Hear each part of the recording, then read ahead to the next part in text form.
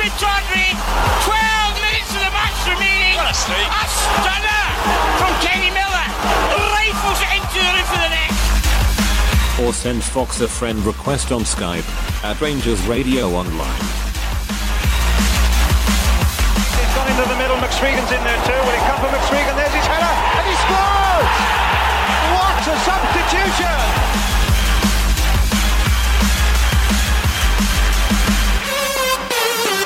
Running inside, is he gonna let flies in? He scores! Good ball! Scores for Rangers! Nacho Lobo with one kick of the ball to take Rangers to Manchester. Rangers are coming! The Scots are heading for Manchester, and you know what? Manchester may not be big enough. Remember, it's all about the Rangers.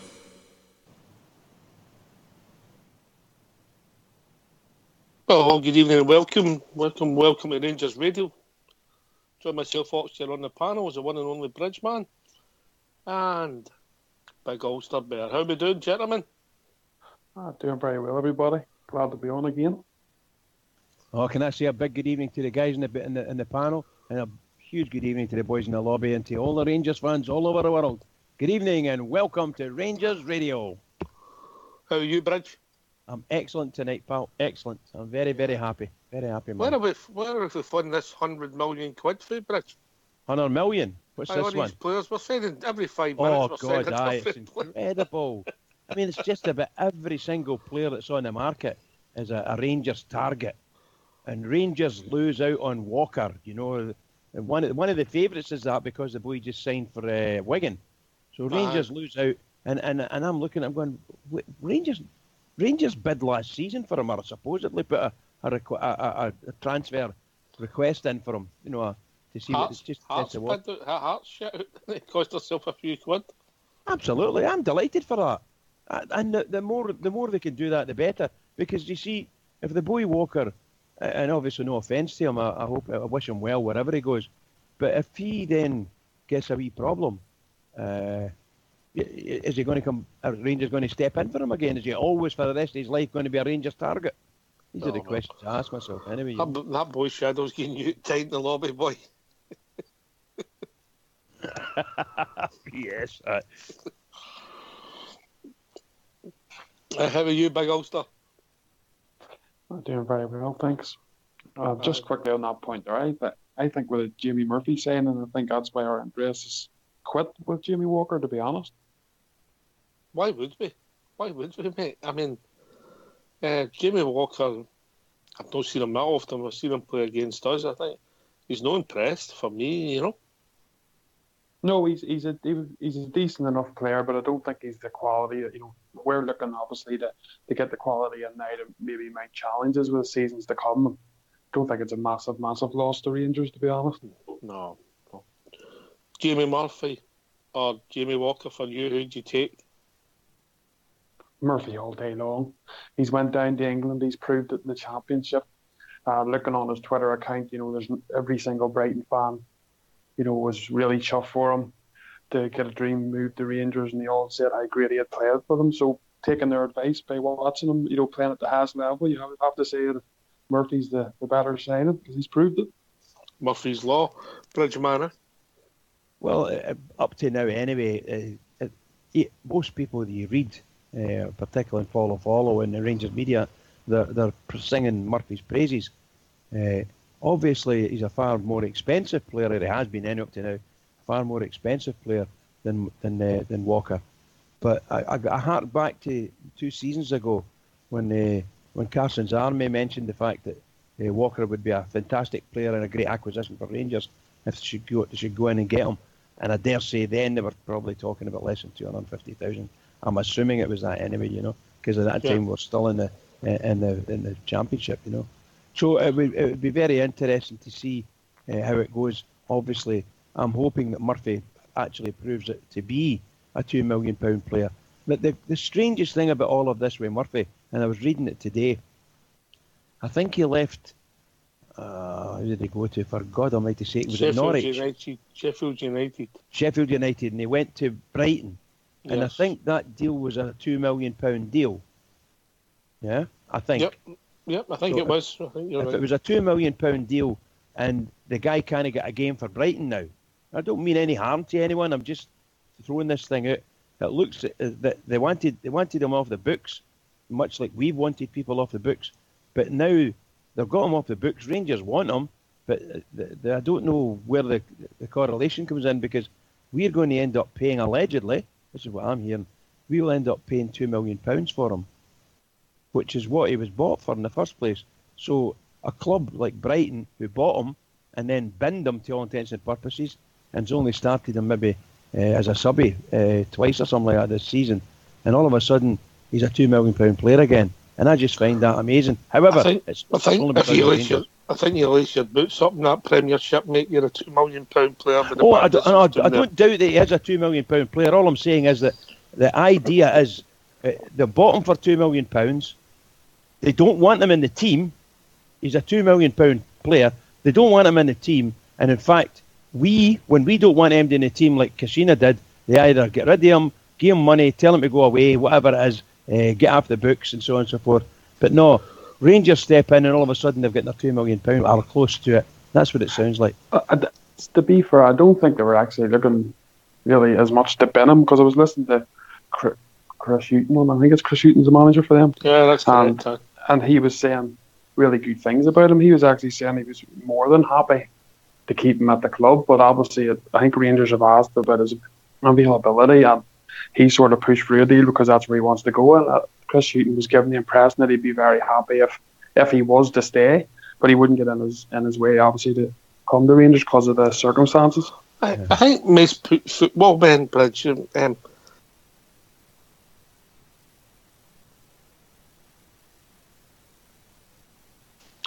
about that. I think most football men, Bridge, appreciate that sometimes at a certain time of your career, that if a dream move comes up, now it might be a dream move, might be Coutinho's one where there's mega bucks involved, but for some people that dream moves to go and play for the club they love, and that's what it is for Jamie Murphy.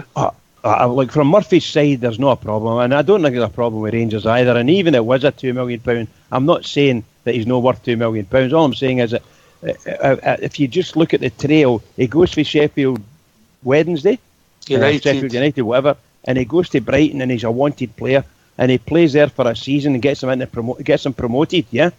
And once he's promoted, they go out and they buy somebody for the left side, and they spend 14 or 15 million pounds, whatever it was, reputedly. And that says that Murphy isn't going to get a game regularly, or if he is, he's going to have to fight like hell to get his game, and he hasn't had that. But Rangers step in, so I don't know how it works, but it seems to me that the guy's career was finished at Brighton. That's what because but let's be really honest, he could have went to Championship clubs. Of course. I think it's a good move for their club. Would you think, Ulster? To be honest with you, 2 million, if it is 2 million, I know we've heard 1.2 and we've heard 2 million, we don't know exactly, maybe somewhere in between that, but I'm going to say, for me anyway, I think it's a bit of a bargain, to be honest. That's only going by what he's done in the Champions League, because he was so pivotal for that team. He played most of the games, and he was a big part of getting them into that Premiership. Popular player, didn't he, mate? Yeah. But listen, we'll wait and see how he gets on. But on paper, he's a big sign, and he's proved it down there. But obviously, it's a different thing to prove it at the Rangers. So let's hope he does that. Mm-hmm. Dougie the Bear, just on your rumour about Ross McCrory, it's on one site, mate. It hasn't been confirmed anywhere. About a rumour that young McCrory's got a bad ankle. So we'll see how that unfolds. I think it was on Ibrox Noise, was it? Aye, we'll see how that unfolds. I hope it's not true. The Ibrox Noise, there's a few times have come out with things that maybe haven't been exactly true. So hopefully this is one of them. I'm sure we'll find out over the next 24 hours. So what are people, is Jimmy Nicholl, was it getting much coverage over by big man? Oh yes, everybody's delighted for him, to be honest. I know he's maybe not the big signing that a lot of us would have hoped for, especially in Scotland, but I think he'll do a job for us. He's got bags and bags of experience, especially at Scottish level. And for all of us birds over here, especially, it's great to have an Ulster man in there at some capacity. What are you thinking, Bridge? You happy with it? I'm a big fan. I'm a big fan of Jimmy Nicholl. Always was. I liked him as a player when he was in Man United. I was delighted when he ended up at Rangers, and I disappointed when he left. And then he came back again. I was even more delighted. And any time you speak to him, you know he's a genuine person, very funny guy. Can tell you good football stories. And I dare say he'll keep everybody laughing around the tables and in the dressing room for a long, long time to come. With luck. Yeah, I'm very happy. Very happy he's there. And obviously, once he gets himself in and gets used to the role it was expected of him, and he fits right into that, I'll be very happy. And I wish him all the best for sure. And I hope he blossoms under Rangers. Hope he blossoms. We've been joined by a few callers. We've been joined by Ibrox Loyal, Travel Rug and Blue Shadow. But before I introduce the lads to the show, let's hear from Jimmy Nicholl. Fox has got an interview. It's about a few minutes long, so if you don't mind going on mute, lads, and then once we've had the interview, I'll bring you in. Jimmy, you're back at Rangers for a third time. How does that feel? Listen, it's like everything else. When things happen in football, it never ceases to amaze you. You know, it just came out of the blue, and I had two spells of Cowdenbeath, and then I was doing with Northern Ireland, bit with Michael. You know, so the first surprise is when Michael asked you to come in and join with Northern Ireland. That's a surprise because they were top of the group, but he invited me in. Great, and I was thankful for that, and really still enjoying it. And then. But that's you back to just working at the weekends. Michael will phone you on Thursday, tell you to go and watch Scottish football on a Saturday, and then report back on a Monday or Tuesday, you know. And that was it for 3 years. I never seen 7 o'clock in the morning for 3 years until Paul Hartley says, if I get the Falkirk job, will you come in with me? He gets a job, I'm in. And then your whole lifestyle just changes. It's only when you go back into the full-time stuff that I missed it, you know. And I enjoyed my wee break when I was doing my Cowdenbeath stuff, and then when I wasn't doing my Cowdenbeath stuff. And it's only when you get back into it and the day-to-day stuff for the players in the dressing room on the training pitch that you think, right, this is what it's all about. And I'm, you know, at my age, I'm still grateful that people still think you can do a job, you know. Whatever that's going to turn out to be, I don't know, we're going to find out. But, you know, the satisfaction you get is the fact that the manager and people think that you've got something to offer. That's a big thing. They think you got something to offer, then I'll do my best to offer whatever I can in terms of knowledge and experience, and you know, so we'll wait and see, but really excited about getting stuck in, you know. So just how much of a surprise did it come to you when Graham obviously offered you the position, because clearly you were enjoying life at Falkirk? Yeah, you know, it was difficult at Falkirk because Paul's got in a situation now, we were second bottom of the league, and the Falkirk players hadn't been second bottom for the last few years, and so it was a case of trying to pick them up and lift them, and you know, and it was a difficult situation I left him in, but didn't do him any harm, and he won his first game 6-1 when I wasn't there. So when you get the call, it was a surprise made of blue. You know, you think your opportunities pass you by, and away you go. And listen, I know there's loads of names out there. You know, I've never applied for a job in my life. Just people have asked you, and there must have been loads of people that wanted, when the manager got the job, I think it was an opportunity to go and join him, you know. So when you're asked out of the blue, it's great. It's an opportunity that you can't pass by, you know. So Paul went to the chairwoman at Falkirk and says, listen, I've asked for permission to speak, and away you go. And it all came about. That took a wee while, or 10 days or something, 2 weeks, but it's great. Rangers is obviously a club you hold so close to your heart, but it must be a really exciting challenge. We're out here in America just now. Graham Murty's taken over as manager. An exciting time to come on board. Yeah, like I said before, whenever the first time I was only 6 months on loan, 1983. Everybody knows the story. I signed for John Gregg on a Thursday night and John resigned on Friday morning. He never even seen me train, never mind play. And then you've only 6 months there, and you think, well, that's it. You know, supported Rangers as when I was a kid. That's it. I've ticked the box. I've played for him. 6 months, all right. And you think that's it. And then you get an opportunity to come back with Graham and Walter. Brilliant. You think that's 2 or 3 years. And I really enjoyed that because it was different from the first time. And the way they went in, they were winning leagues and cups and that. Great. And then They offered me an opportunity to take the reserves. They bought Gary Stevens. Writing was on the wall for myself, so go and take the reserves. And I thought that was it, you know. But I just wanted to play for as long. I always told myself I'm going to play for as long as I can, because you're a long time not playing, you know. So I was only 32, 33, and then I left a good job at Rangers and family life and nice and comfortable in Bothwell. I would have done Fairmont, and then at Raith. And I'm glad I did in one way, you know, because I would have regretted it for the rest of my days. And I played till I was 40. And it's the same on this side of the game now. You want to try and stay in the game for as long as you can. You know, so if I get this opportunity at this stage, you always want to try and achieve things. You know, as a young footballer, you want to be a footballer, and you want to see what level you can play at. And then once you're 19, 20, 21, you say, that's it, I'm playing this level, but can I win something, can I achieve things?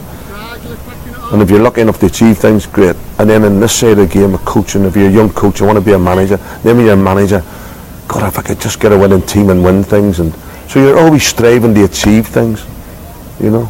But to do that, you have to work hard. It doesn't matter if it's a player, a coach, a manager. You've got to work hard. And you've got to have that willingness to work hard.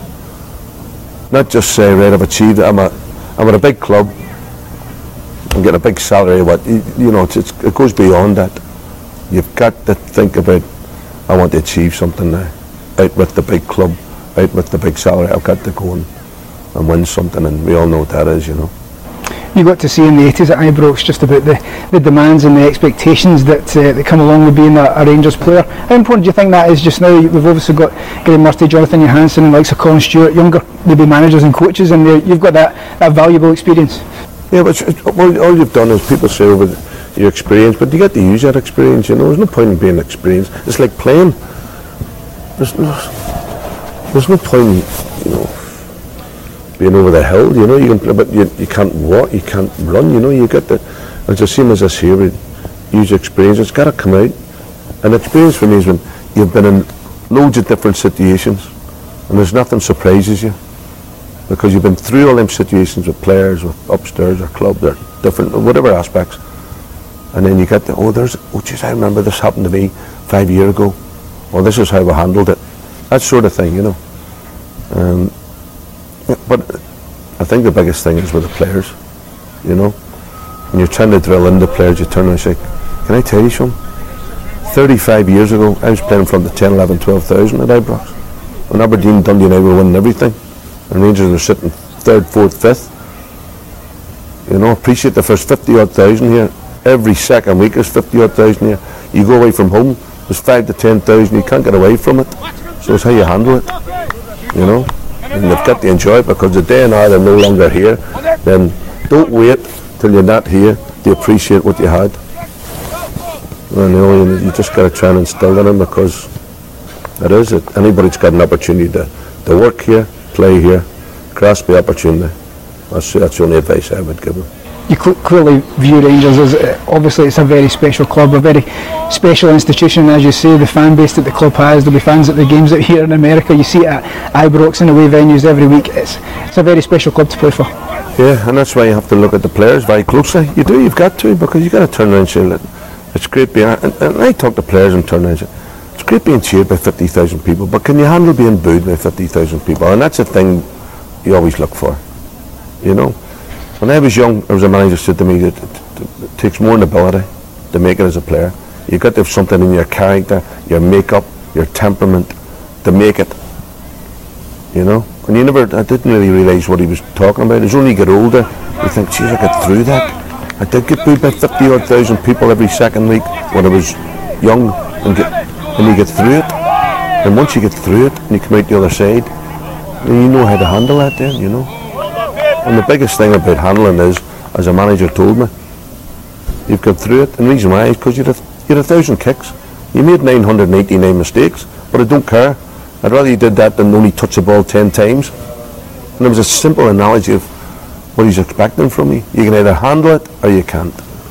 You know, so yeah, we'll find out. You know, and I'm just coming and just looking at things and seeing what develops. But how important do you feel this week is for yourself as well? Obviously you're just starting, coming across here, getting an opportunity to work with the squad for a week, and at the end of it get a couple of very competitive but good friendlies at the same time.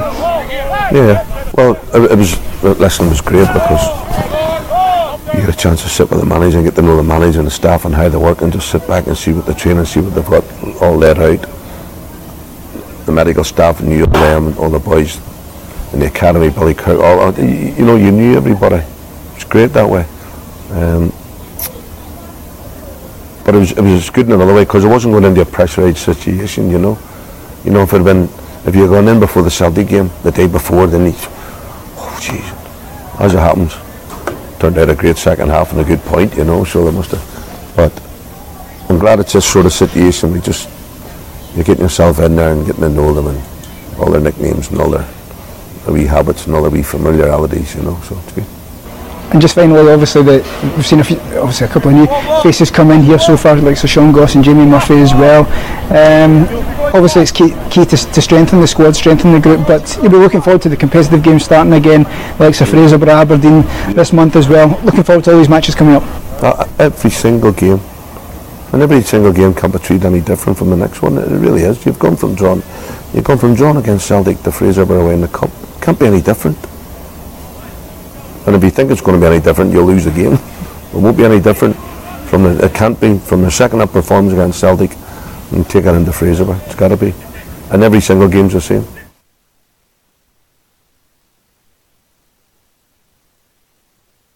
Well, thanks for that, Fox. First time. Evening, gentlemen. Evening at Ibrox. Evening, lads. Evening, mate. How are you? All right? I'm doing well, mate. Doing well. Love listening to. I joined that Twitter today, mate. Oh, did you? Brilliant, mate. I think get following you on Twitter then, mate. Somebody told me on it that you were seen in a Gael arcade. Travel Rug. Evening, mate. Good evening. How is one? Excellent. Are we in with the bricks and mortar, or has she kicked shoot the night again? Absolutely. No, still in with the bricks and mortar. Yeah, still here. About another 2 days and she'll be sick of you again. You'll get sent away somewhere. So she's begging for me to go back to work already. Don't you worry about that. Just under her feet. Evening, boy Shadow. Evening, mate. How we going? Alright, yourself, mate. You're getting into that bridge tight and that lobby earlier on, mate. What's the score, Shadow? What have I done wrong now? Breathe. That's a shocker, isn't he? Man's a shocker, by the way. I like to picture, mate. It was when it Roland Rat, you dancer.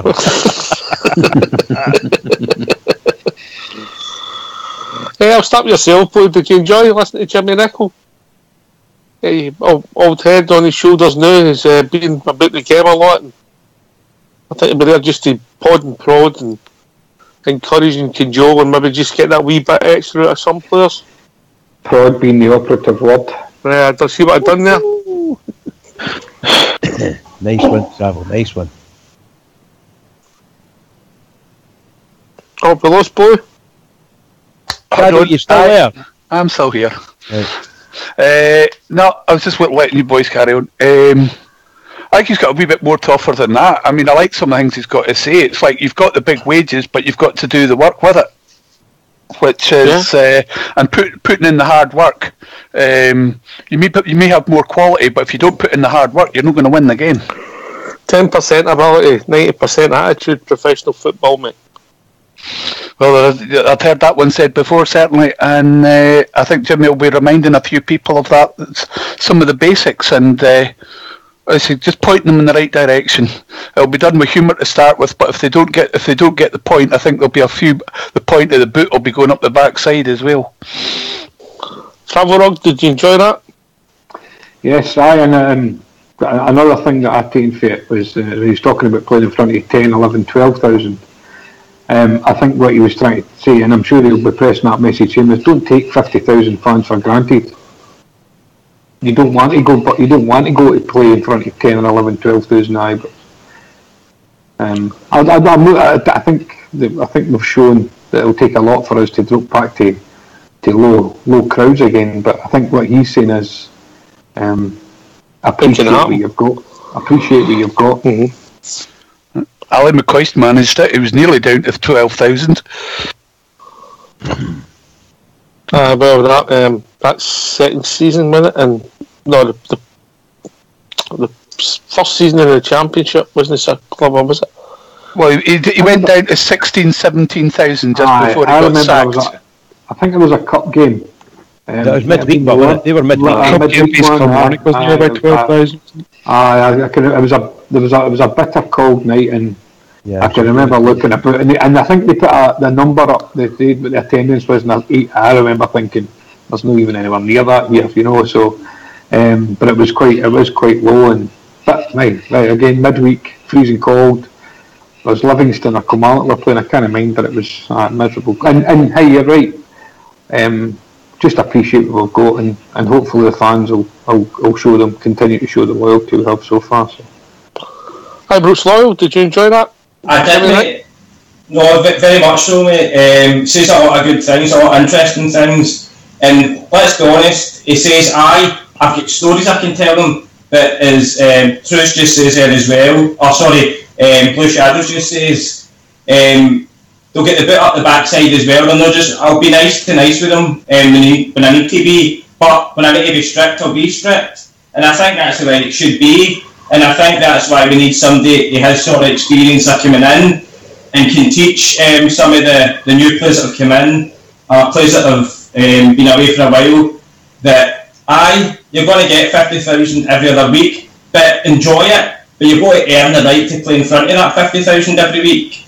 So I think it's going to be a great thing for not just for him, but for the club as well.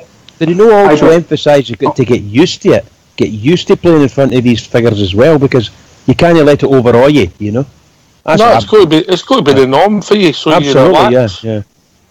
Sorry, Travel, can you come? I know, I was just Ibrox being a tweeter. Did you see the training schedule that was put up today for the 10 o'clock shooting practice with JJ, 12 o'clock set piece practice with 2 o'clock with band practice with Jimmy Nicholl and Jimmy Bell. Jimmy Bell, I seen it, mate. Was that put on late last night, wasn't it? That was good. I like that one. Brilliant, mate. Brilliant. There you go, Big Ulster. Get yourself in there. Teach them how to play the triangle. This triangle could help. I could get a job yet with the Rangers.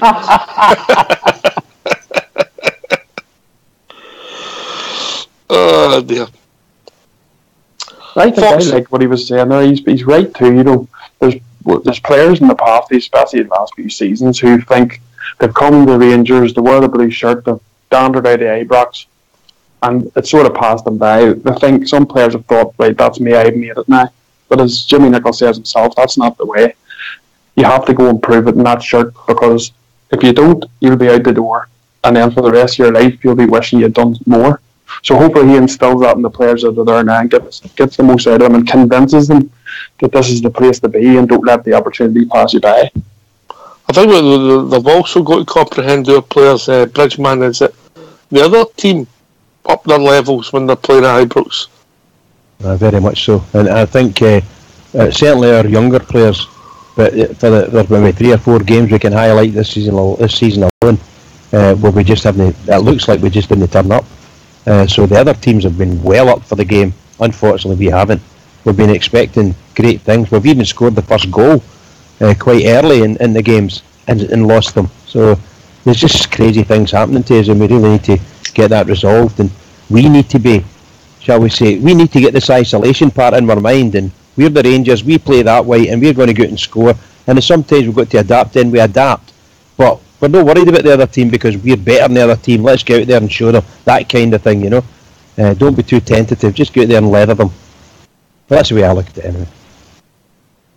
I don't know if that's been happening all the time though, Bridge. I mean, those times when we went out and we scored first, I think there's too many of the players that were on the pitch thought that was job done. I'm saying they thought to themselves, oh, that's it, we've done the business, and for some reason or other, it appeared like they kind of switched off a bit.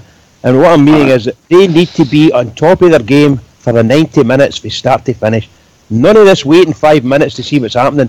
Get in there, get your job done, make sure you're happy, get your first touch right, the usual things that you did when you were playing. Get your first touch, first pass, make sure they're good, and then you'll be alright. Never mind anybody else in the pitch, you get your bit done, and everybody in the team does the same thing, and sure as shooting it works. I'll tell you, the one that really annoys me is when waiting for the ball to come to them. Shocking, isn't it? That just bugs me. That does. I don't know about anybody else, but that drives me crackers. Well, particularly somebody actually. I know sometimes there's a challenge, and fine, you expect that from players who are up for the game. But when they actually run past you to pick the ball up, Exactly. That's the one. There's a lot of faults in some of the things we do. There's a lot of things, but hopefully, my experienced coach coming in to help Mr. Murray, along with Jonathan Hansen, things can improve. Can I just say that I thought the interview was excellent, and an insight into how the guy feels at his in his later part of his football career.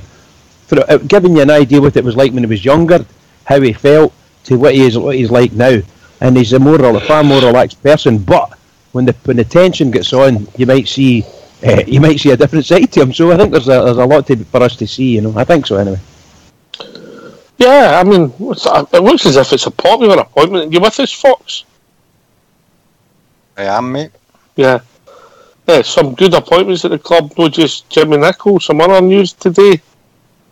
People appointed into roles. Kevin Thompson, Gregory Vignall, and I forgot the third one at the moment. The boy that came up to Aston Villa. Stuart Taylor. Aye. I think this is all going back to the director of football saying we've got to find people with the right attitude and know what it's like to play for this club. Jimmy Nicholl just has that in abundance for me, mate. And the comment near the end where he said when we played the Tims, that's the sort of standard we've got to play to all the time, whether we're playing Fraserburgh, Queen of the South and Cups or MD in the Premier League. It's a whole 100% you've got to put on every time you go out to play for Rangers. That's and I think that's what's been missing for your side for a wee while now. There's no consistency. Sorry, carry on, mate. No, what you're talking about there, one player I would use as an example is Josh Windass. I think we can all agree that the boy's got smashing ability, but sometimes you wonder about his attitude.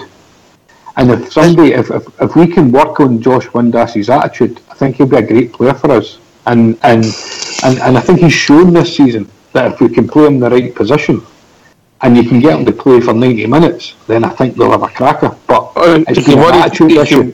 He can worry teams with his pace. I'm going to slightly contradict you, Travorog. I don't know if it is attitude. I think the boy lacks heart.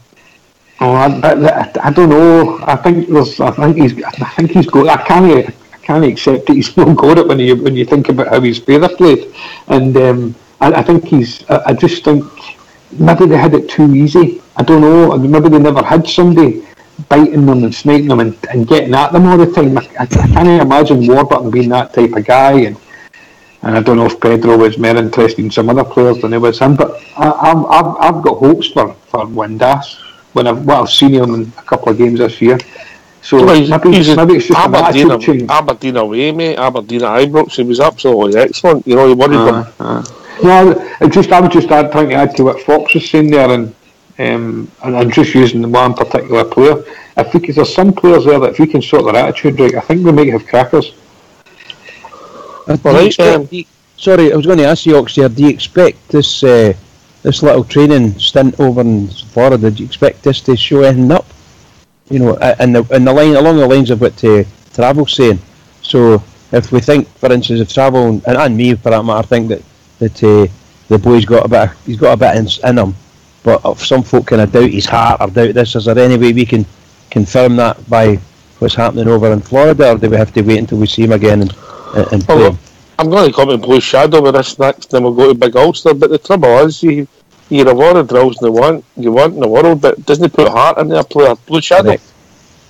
No, drills when they do that, they'll teach them technical stuff and all the rest of it. But I think the one bonus will be is they've got them across in Florida for a fortnight without any interruptions from home or anything like that. They're 100% concentrated while they're across there, and it's also away from the glare of the press publicity. So I think they'll be able to do a lot more across there in the 2 weeks than they would be if they were here. Good shout. I was just I don't know if you've seen the facilities, Bridge. It reminds me a lot of the 50 pitches, you know. They looked an absolutely beautiful place. You know? 50 pitches, aye. Cardonald, aye, right. No, it looked a nice place, I thought, you know. Oh, I know what I set up. It looked a magnificent setup, didn't it? Absolutely, bud, absolutely. You know.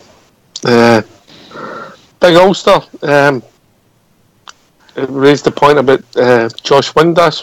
How do you see him? You see him being a catalyst? I'll ask you outright. Do you think he'll still be with the club in, say, a year's time, month's time? Hard to say. There's a few bids went in for him, but I don't think we're willing to sell unless we get a decent amount for him. I'd like to see him stay as well. I think there is a player in there. Just don't doubt his ability, mate.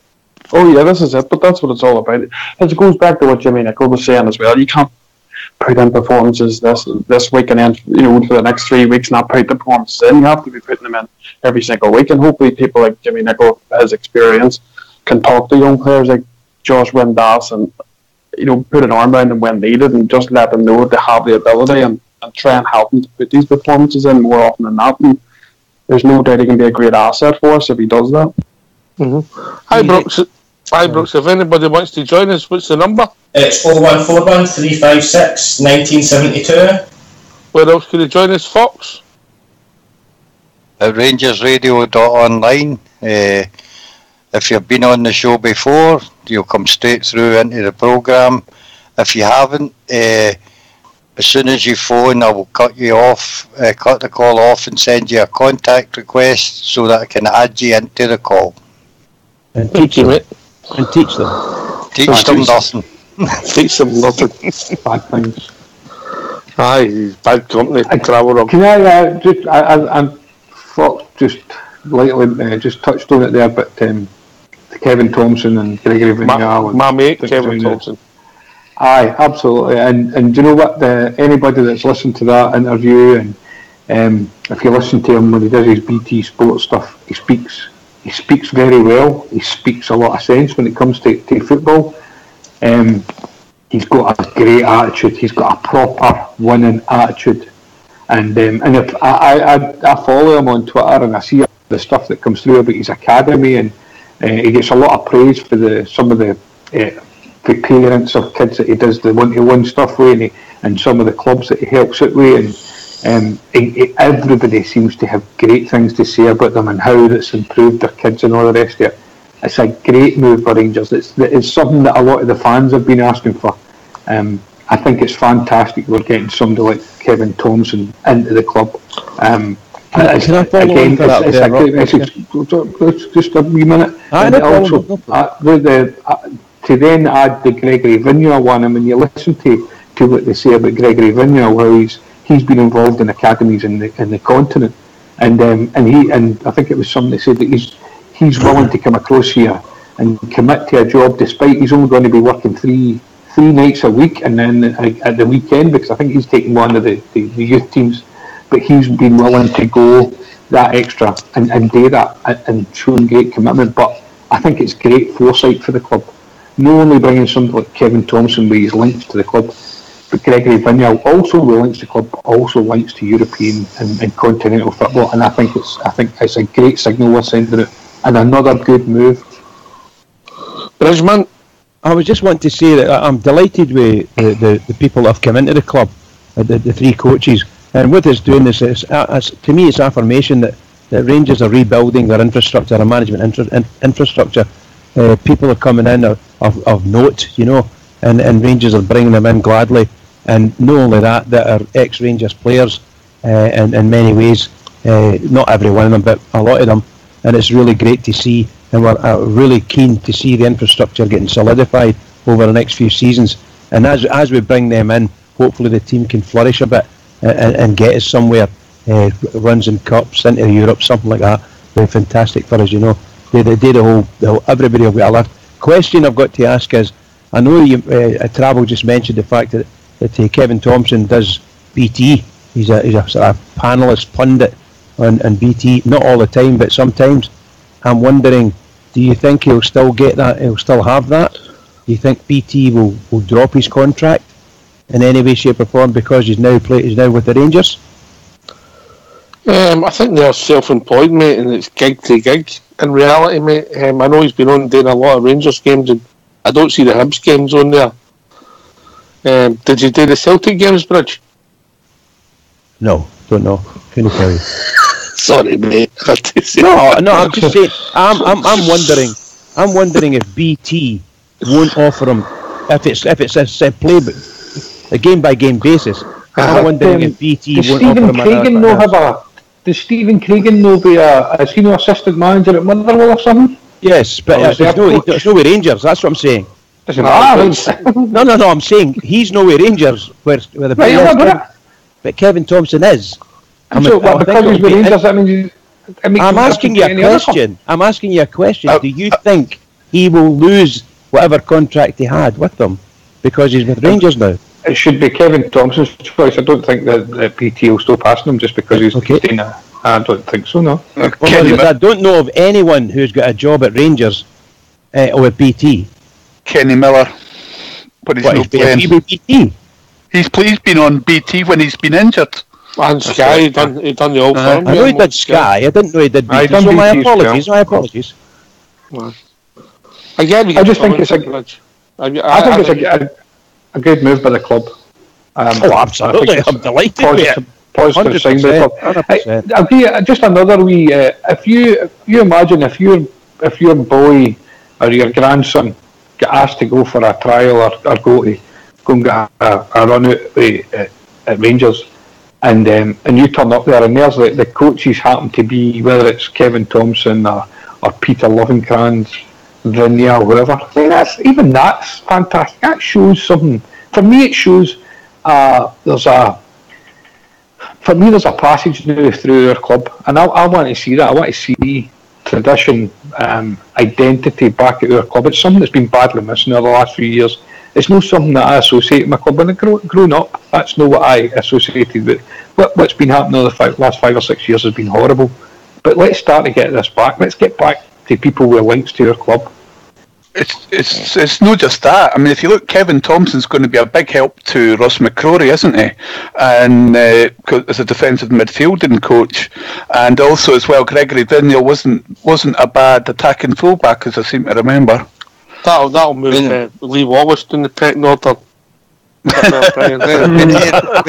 need to remember that these contracts are through the youth system, mate. I don't think they'll have any contact with the first team players myself personally. No. And this is where the money has been generated by the Rangers Youth Development Company, mate. Mm-hmm. This is with your lottos and your rising stars and buying bricks. This is the sort of money that's helping to fund this. And I hope all the boys that go to Ibrox and the people listening go online and take a direct debit out, even if it's just for £2 a week on the lottery, mate. It's satisfying for and funding for this, and make the academy better for all the youth coming through, you know. And for buying what you're talking about, the coaches, you just need to look at Ross McCrory coming through. That's what people buying the lottery or buying the Rising Stars. We're getting to see something like Ross McCrory, something that's really, really exciting for us. And a lot of people are very critical of Lachlan Howie. I think we're doing no bad. I think we've produced some decent players over the last few years even. But because of the state of the club, we've lost him. Lewis McLeod. What? I think he was it was one that escaped. And I don't think McLeod. I don't think McLeod, and he had talent, he had attitude, he had it all, but I think you're one of the boys where when they became a boy to a man, mate, and we've all seen it when we played Bridge, that some boys just can't handle that growing and their muscles. Yeah. For whatever reason. Yeah, exactly. I know, but Barry Mackay, the boy Billy Gilmer, these are players that have been developed in our club, and I don't think we can be too harsh on. We're bringing through players, and hopefully we're going to get some excitement with Bud Jonas, with Ross McCrory, and his brother, and even I know we didn't bring David Bates. We signed him, but we're still developing him for being a young player. So I think we need to be proud of what we're getting there. and it looks as if we're even strengthening. That hopefully is going to work out great for us in future. I'm sure we would all love to be in a position where we're looking at 6, 7 homegrown Scottish players, and even better if they were Rangers supporters. That's a question about that. There's been a huge increase in the level at which young Bates has played at this season.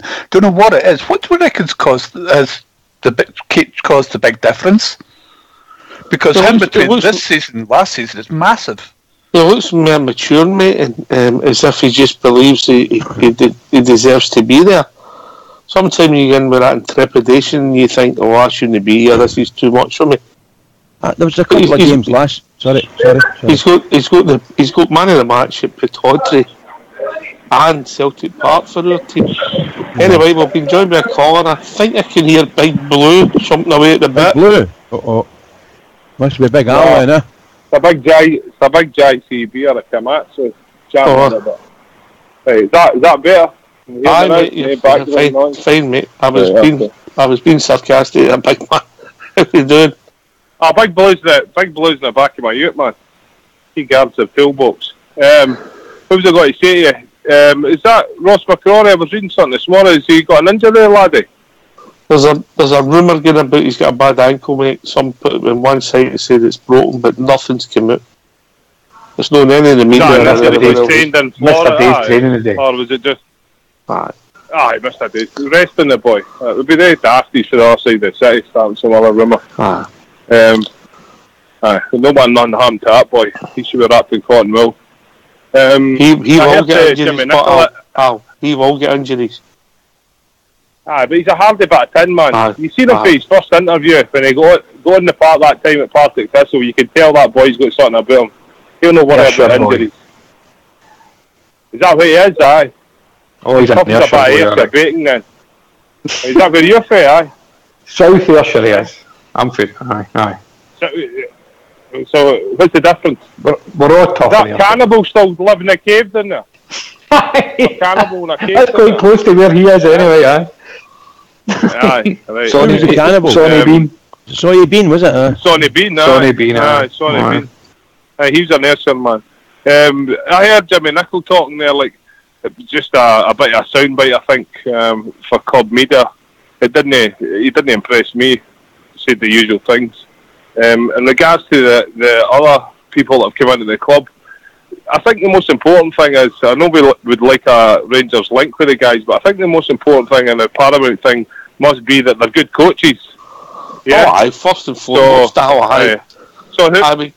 Who's assessing these guys? Well, who's saying that they're a good coach? That'll be the director of football. That's his role. Right, I mean, Kevin Thompson has proved himself in the... I don't know about Gregory Vigneault. Friend. Yeah, well, he has proved himself for what he's done, and he's built up something, you know. A young youth. Aye. Both him and Thompson are A-licensed coach, mate. UEFA A-licensed coach, so they're taught to a very high level, you know. Yeah. I don't know what that means much, though. I don't know. Coaches, I think they're only looking after the youngsters, 13 to 15. Aye, under 13s, that's correct. Yeah, and it's only a few nights a week or what have you, like. But he already runs. If they're good enough coaches. But he already runs a coaching school, Thompson. So yeah, he started up his own one. I think for the last 12 months. I don't know if he'll continue that. Hard at it. Yeah, I think he's well respected for that. You know. Good on him, like. But the other thing that Jimmy Nicholl said was in regard to playing in front of 50,000. A few weeks ago, even maybe a month, 6 weeks ago, Mark Allen, he came out and says we'll have a framework and we'll look at that framework and that'll dictate what type of player we bring. It has to be of certain standard, of a certain etiquette, and that's the type of player. So are we not assessing that if he can play in front of 50,000 before we bring them in? Not get them in and then try and coach that into them? You don't know, Wow. This is the thing. This is always the thing about football, mate. We could bring Messi into our team and it might not work for you. And that's the gamble. Arguably the best player in the world. let's be really honest about it. There's a lot of luck Ronaldo's involved. the best player. No, in my opinion. You can't win nothing with you. Aye. But you need a bit of luck, mate, you know? And especially when you come into a team and players gel and injuries and somebody hits a shot and it deflects and it goes in the goal and that's them off and running. Somebody hits the same shot, deflects, goes by the post and the pressure goes on them. Look at that guy. I think it's Stoke. What's his name? Barry Eno or somebody? Yeah, Ibrox Loyal. He's not scored about 56 games or something. Centre forward. Is that not the wee guy that was Is that not the wee guy who went to Spurs and was waiting outside to get a... Queen's Park Rangers, he was waiting outside. Was it QPR? Oh my God. They all fell through, aye. Wow. You can even look at it in a rain club. I mean, I've got two names for the past where, when they signed for us, Oleg Salenko, he was a top goal scorer at the World Cup. He signs for us, and see when he came out, I think he'd never seen a ball before. Aye. Stefan Givas as well. Oh, wait a minute, he scored two in his debut. I know, but you're right. You never know what you're getting with somebody. And I look at Martin Waghorn. Martin Waghorn had a great first season with us, didn't he? And then the following year. And the boy looks as if he's turning it on again now. You can never tell. It's a difficult one, and until you put them in that environment and whether they shine. Some players just, Barry Ferguson, for example, you just knew as soon as he went out in that park, you just knew he was going to be a star. You know, Travel, I'm not dead sure whether I'll be happy that Waghorn left us. Some part of me says that Waghorn was a really good player for us. Obviously, his performances in the latter games weren't great, so it had to change. But I'm just going back to what Ox is saying there. You can never tell with players. Correct, yeah. They can turn it on one game and you think, oh, we've got a brilliant here, and then the next thing you're never.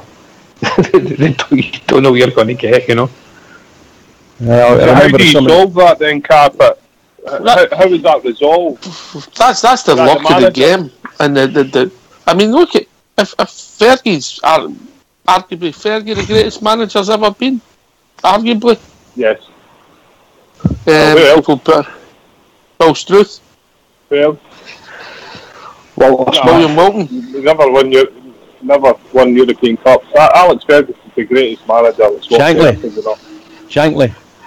Shankly's record didn't compare to Ferguson's. Well, I'm just he lifted Liverpool up for nothing. Aye, I know, but he never won the trophy. Well, I know that, but he wasn't there for long enough, was he? You know, but look, if you take Fergie's record at Old Trafford, he signed some duds and all and spent fortunes on them. Yeah. You know. But he wasn't long in getting rid of them. Aye. They were done. You know what I mean? So he's obviously took a chance, seen it's not worked right. But he's no good to me. He's a waste of space. He's out of here. What was the one that brought in Pepo or somebody, remember? For Portugal. Aye, Jesus.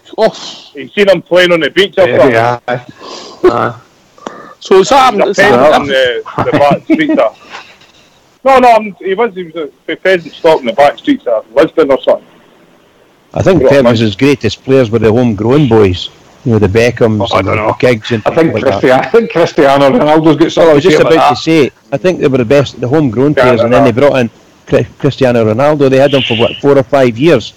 What a player he turned out to be. Best in the world. Jaap Stam, Rio Ferdinand. Oh yeah, they were great. Jaap Stam, did he no problem with? Did he no taking funny fags or something like that? And Ferguson found out about it, he bapped him. Something like that. You can't say things like that, Bridge. I think that's the story I heard. I think you might find it was funny goings on, not funny. All right, funny goings on then. Okay. Oh dear, I don't know what you need to stop reading that Sunday Post. Sunday Post. It's a weekly news. The weekly news. They still do that, Travel Rug. I'm going to Bridges' paper show tomorrow. I'm going to stop selling the papers to him. My old mother used to tell me to go and get the weekly news and the People's Friend. The People's Friend for your mother. Are you sure it's still the Sunday Sport? your old dad used to say, "Get us a Daily Sport while you're around there, son." The Daily Sport, aye. I'm on the back page of the Daily Sport. Underneath the headline, "Ban the bigots." I was so proud. Aye. I've got it pinned up in my garage. I've got the back page posted in my garage. "Ban the bigots," and there I am at the 6-2 game. The biggest. There you go. Funny what you call yourself sometimes. Smooth opening pointing towards the Terriers. "Ban the bigots." Brilliant. See, there's some of the things we did when we were younger, it just makes you cringe at times. He wasn't young. He wasn't young. I wasn't young. I was a married man by that time. My mother never spoke to me for weeks. And that's because you were in the Daily Sport, don't you?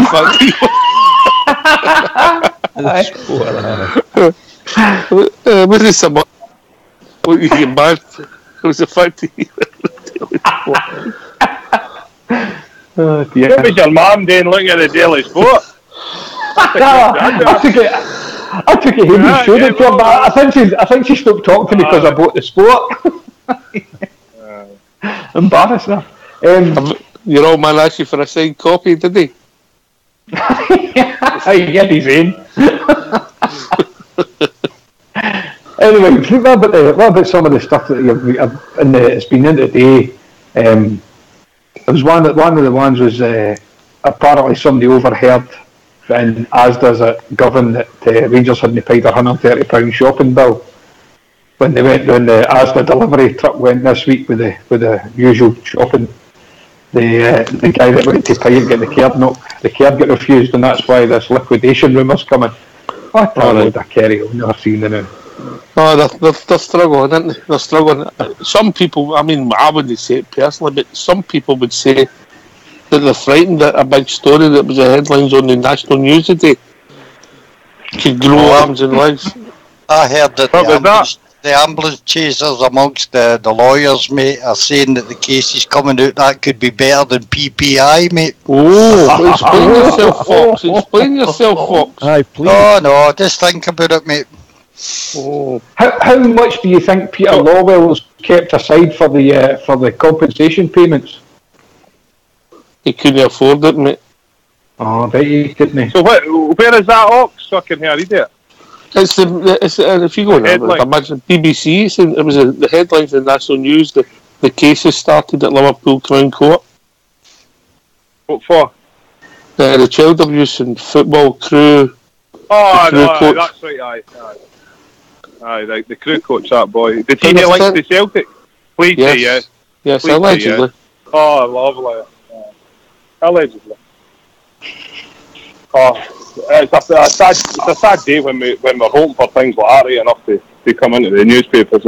It's a terrible, terrible thing. But you've got to, if you dish it out, you've got to take it, and if it's true, they have to be dealt with and dealt with severely.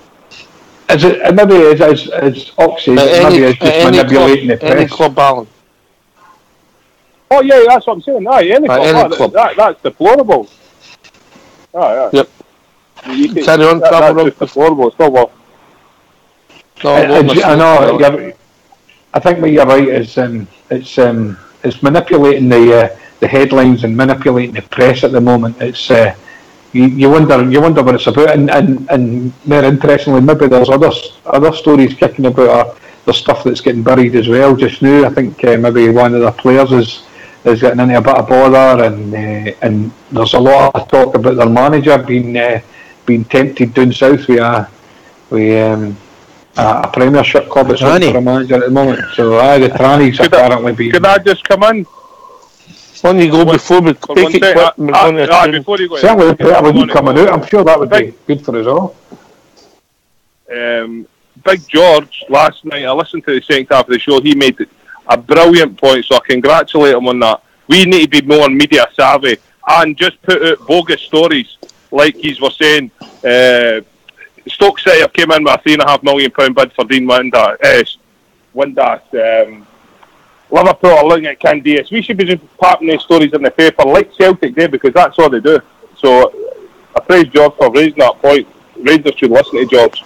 in that respect. You've got to have a compliant media to do that, but Get your Daily Sport tomorrow. Travel rugs in page 3. That's it. Wait, his white Snickers on. Did you put them back yet? For the other week there? Fresh ones on. Hope you watched them, sir. Fresh ones, right? Anyway, before this goes anywhere, all the best. Player. Take care, all the best. But you know what's happening, eh? Washing basket. Take care. Cheers. Fox, he's a tune.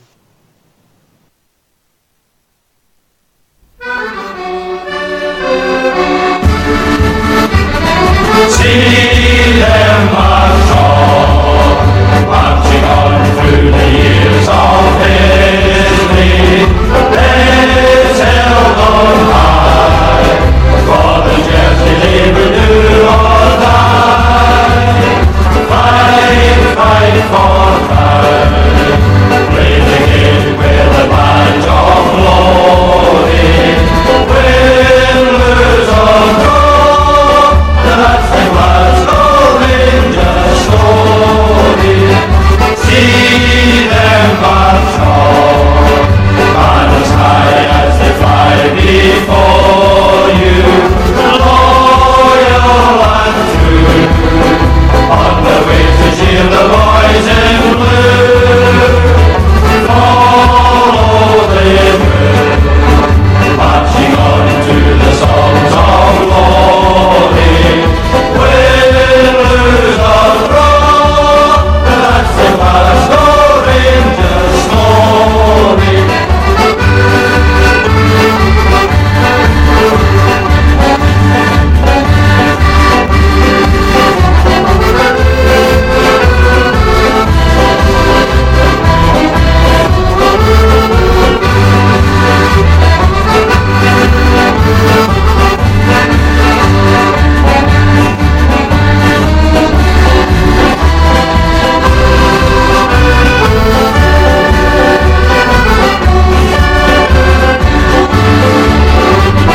See them march on, banners high as they fly before you. Loyal and true, on the way to cheer the boys in blue. Follow they will, marching on to the songs of glory. Win, lose or draw, that's the Glasgow Rangers story.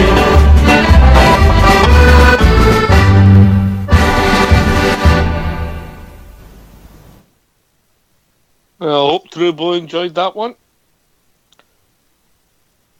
Are we back? All back, gentlemen? Yeah, Bridgeman, is that a dashing white sergeant? That one? I've been running on the table there. Just came back. Attaching white sergeant, right enough. All right. Right. We all back? Everybody back? Aye. Yeah. So we've got a game on Thursday night. It'll be interesting to see what do you think we'll get our first sight of Jamie Murphy, Blue Shadow? I think we might see a bit of him off the bench just to showcase him to people because it's been broadcast on RTV, isn't it? Yeah, it's on RTV. I believe it's on Premier Sports. You can pay, and then it's highlights are shown at 8:30 on Friday morning, 3 a.m. Maybe a better time for a lot of people. They can maybe tape it. You know. Aye, sounds good. I think it should. I mean, might see a half hour out of him, 20 minutes, half an hour. I don't think we'll see him start, but you never know. I mean, he's been going through full training down at Brighton, so he should be fit. Yourself, Fox, 20 minutes at least, Jamie Murphy. Well, it's 2 games in 2 days, mate. I think it'll be a mixture of the first team and we splattering some of the youth players that's there, like young Atakai, etc. Maybe Jamie Bob Jonas. I think we're playing against some of the other team's second string, so I think we'll do similar things and mix the squad up, mate, over the 2 games. Mm-hmm. Hi, Brooks, would you like to see that? Definitely, mate. I think it's about time we get to see a bit of Atakai, mate.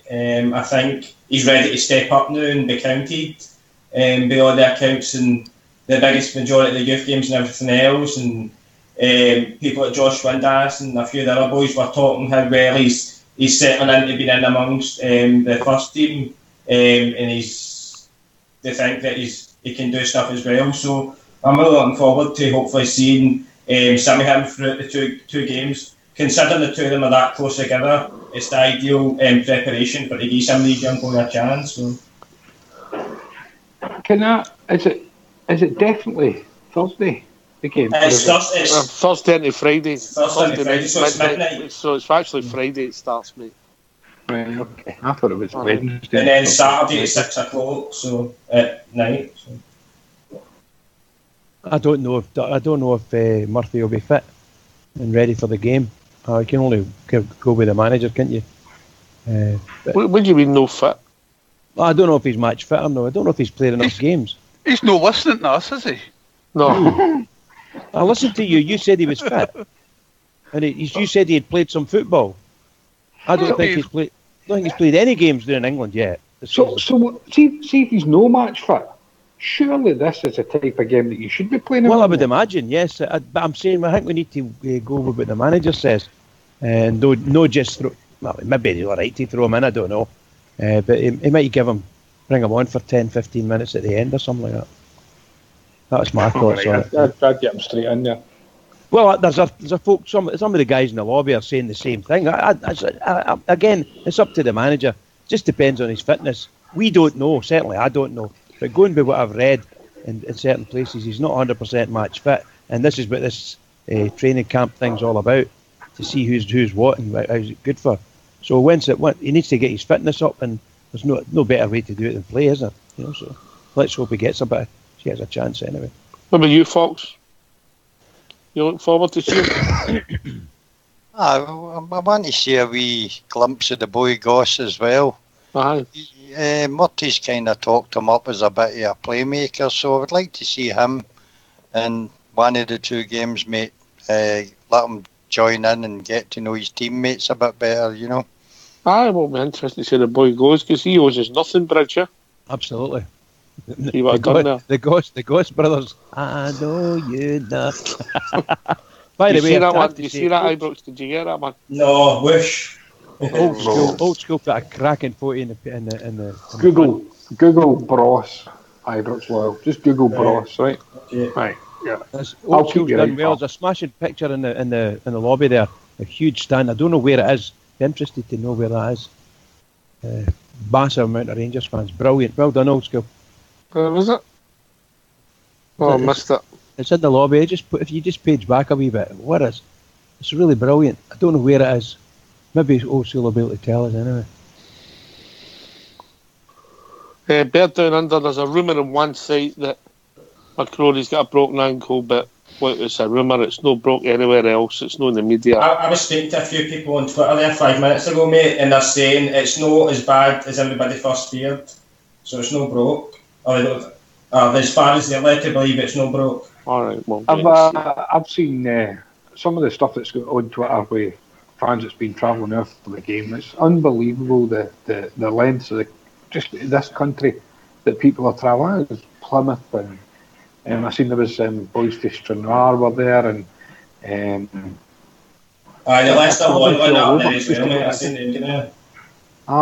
Fantastic. I mean the supporters and again we shouldn't be surprised, but the distances that Rangers supporters are willing to go just to watch their team is absolutely brilliant, isn't it?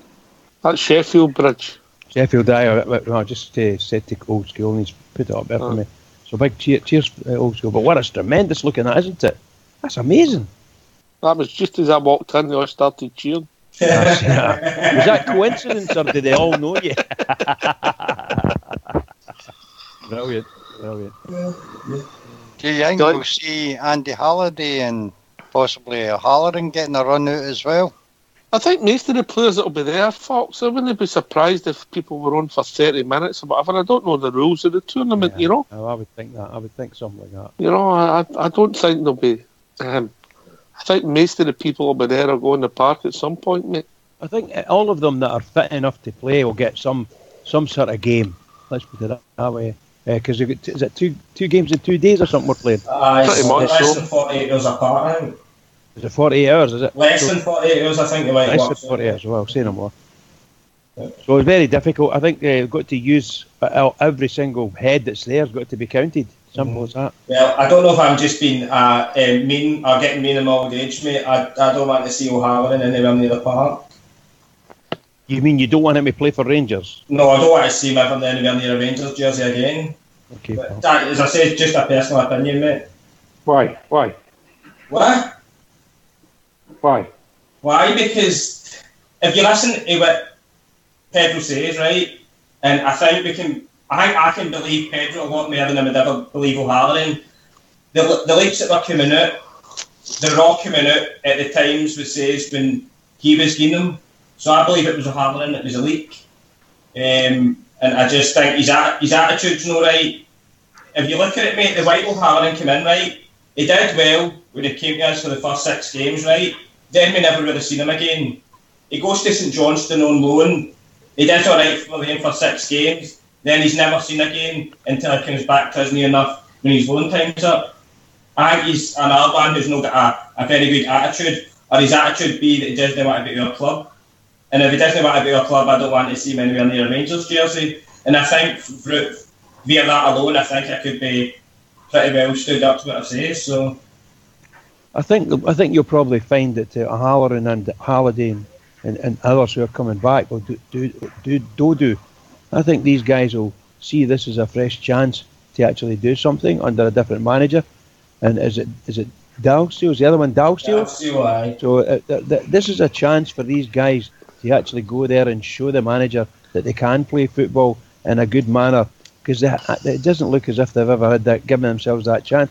I mean, I remember the first 3 games when Dalziel came in, the first 3 games he played, and he started off not too bad, and then he seemed to get worse and worse and worse, you know. Did you see that thing from about Cardoso slagging off Dalziel on Twitter?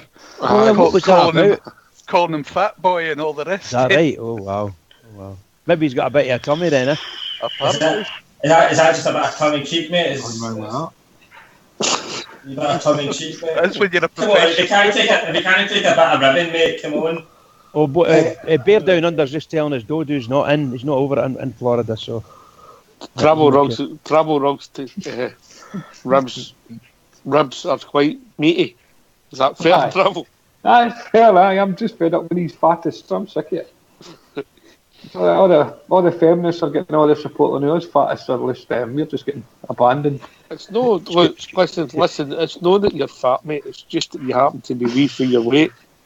Can I just say, Doogie the Bear in the lobby. Doogie the Bear in the lobby just put something in there saying Scott McDermott, journalist who is out with the team in America, has tweeted that the Ross McCrory rumour is untrue. There you go. Well, that's how we never announced it. It didn't come to. To go back to the Michael O'Halloran one,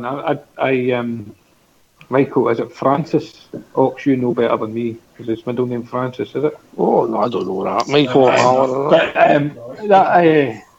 At the time when we signed him, you remember the circumstances. He had a great game against us, didn't he? Mm-hmm. He tore us apart, and people were clamouring for the signature. The type of player that Michael O'Halloran is, it's very unusual that we're going to get the set up a team that suits somebody like Michael O'Halloran.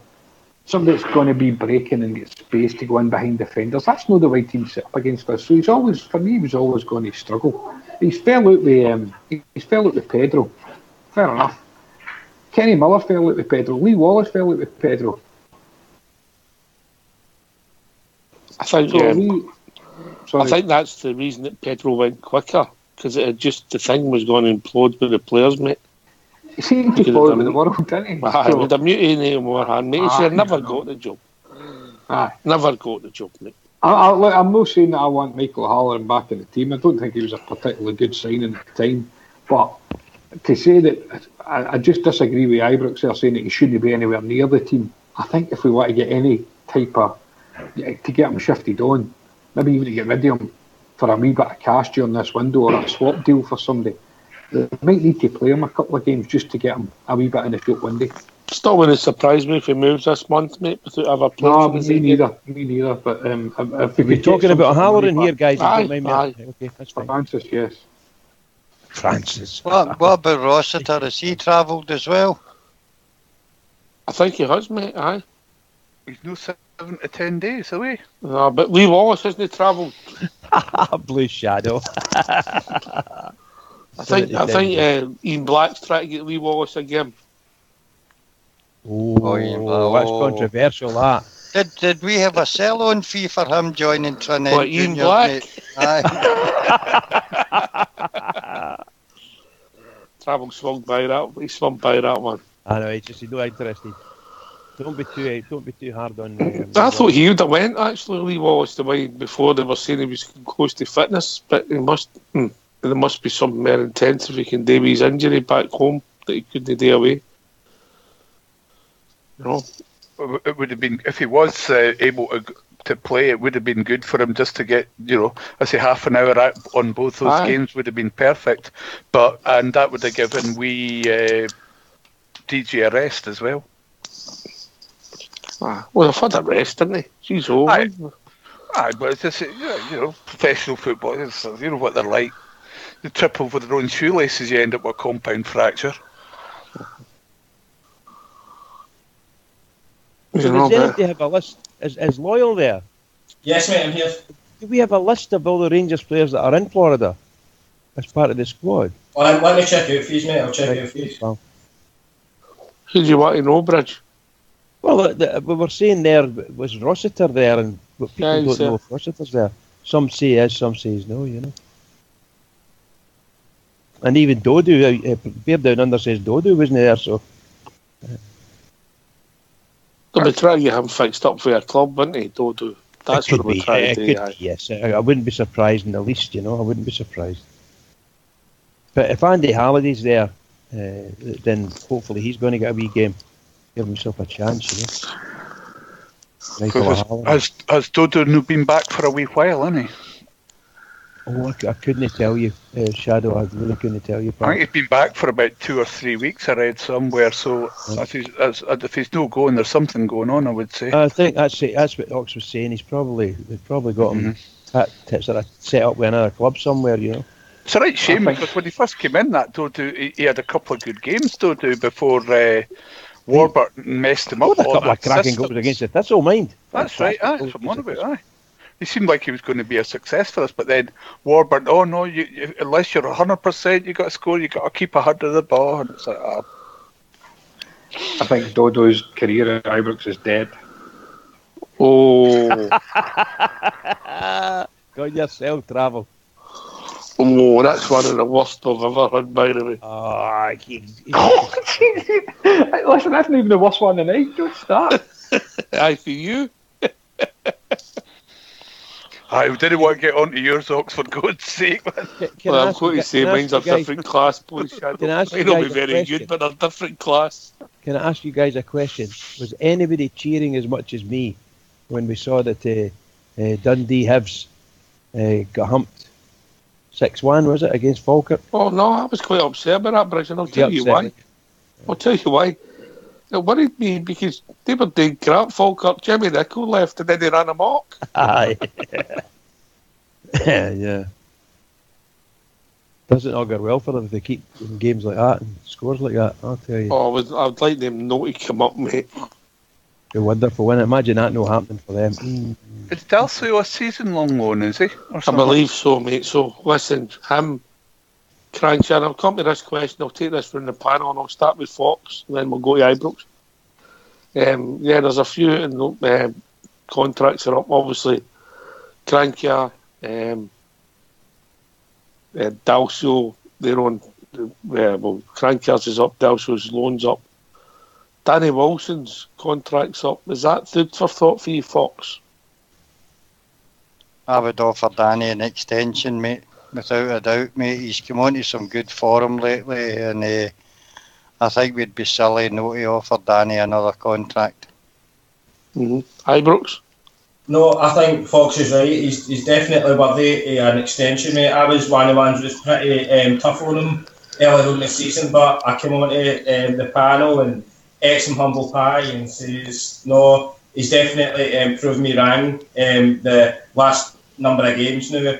And I think he stood up to the plate as a captain when we've not really had one this season, and definitely deserving a new contract, I think. Bridgman? Oh yeah, I think I was saying that last night. We were talking about a wee bit about it. His influence is great now. He's really come on and he's blossomed. I think I give a lot of the credit for that to playing beside the big Alves. Great experience, rubbing off on him, and I think last season he's possibly had an injury. He's managed to get rid of the injury, and the form started clicking in. He's looking great. He's looking the part now, and but it's the best I've seen him playing for Rangers since he left to go to Liverpool. In my opinion, he should be well worthy of an extension, and we need to do it quickly. Paul Shadow? Well, as you probably remember earlier in the year, I said, no, get him out the door. His attitude stinks. It might be just coincidence, but it's 8 months left in his contract and he starts playing. You cynical man. Yeah, I know, but I'm sorry, but I'd offer him an extension to his contract because of what he's produced over the past few weeks, but I think there'd be a few things in it to make sure that he does take his foot off the gas again. Right. Travel rug?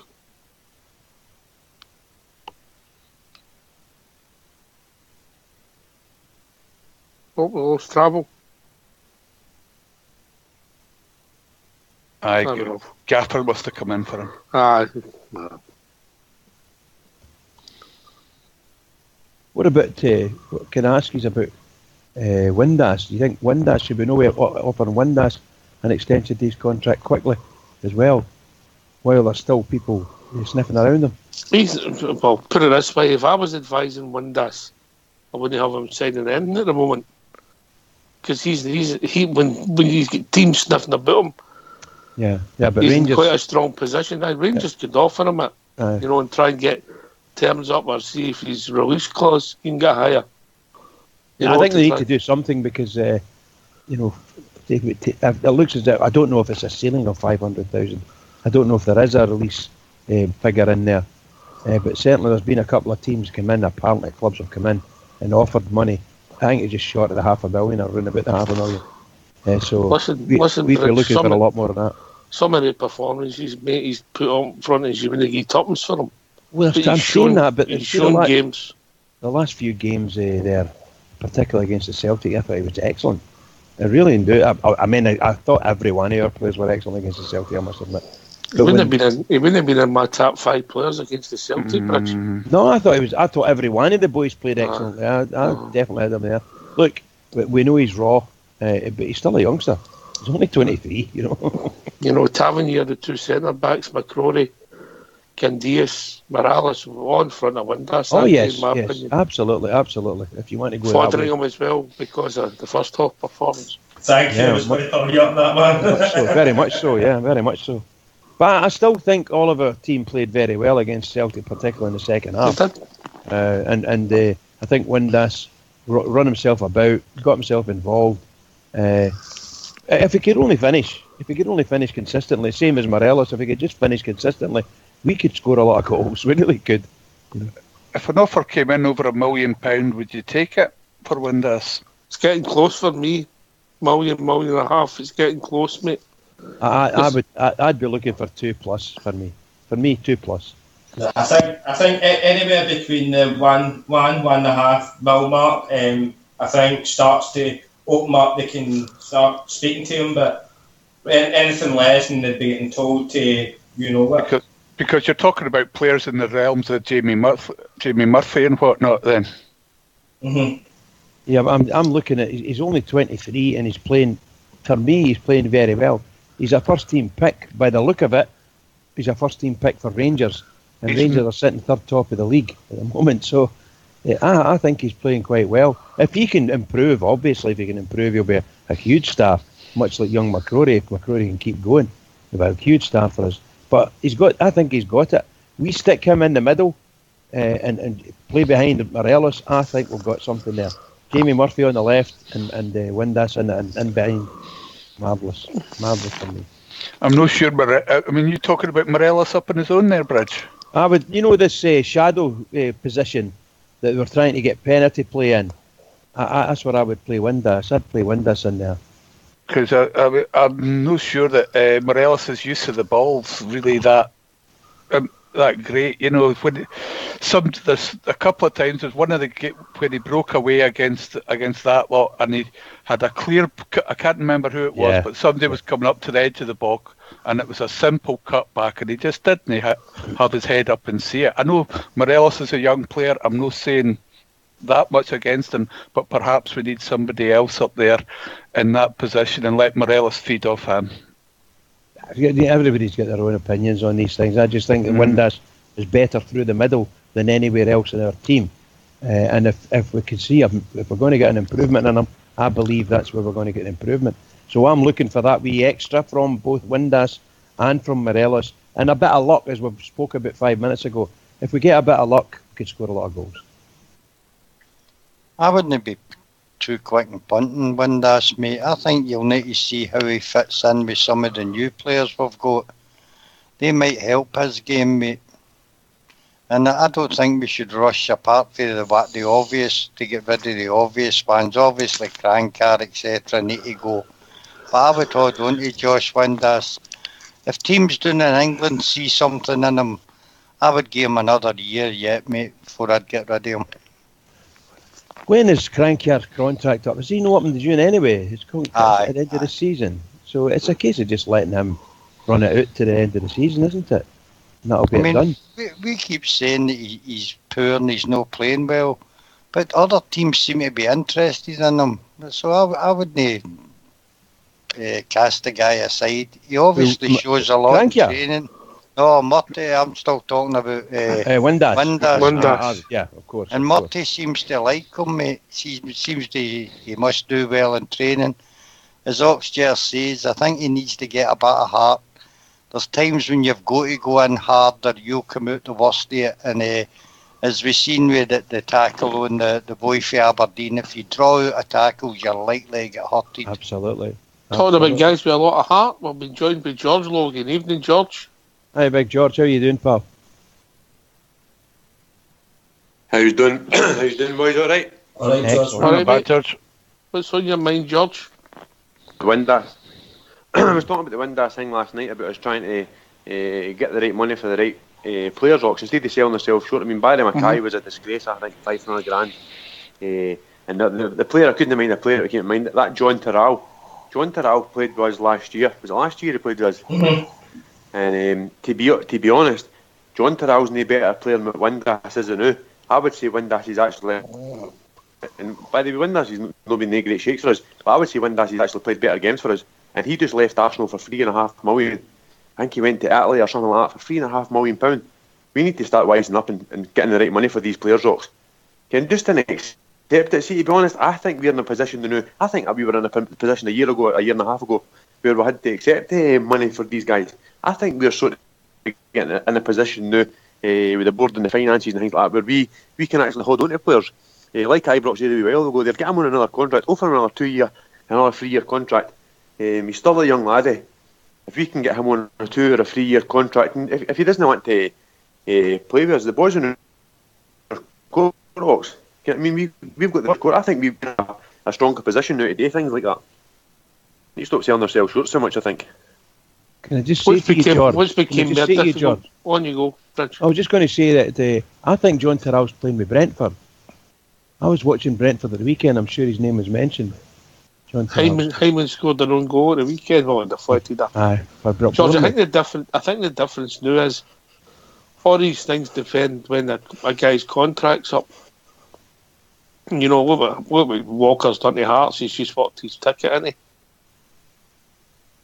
You know, you can end up with something last year in their contract. You know, you've got a decision to make if somebody comes in.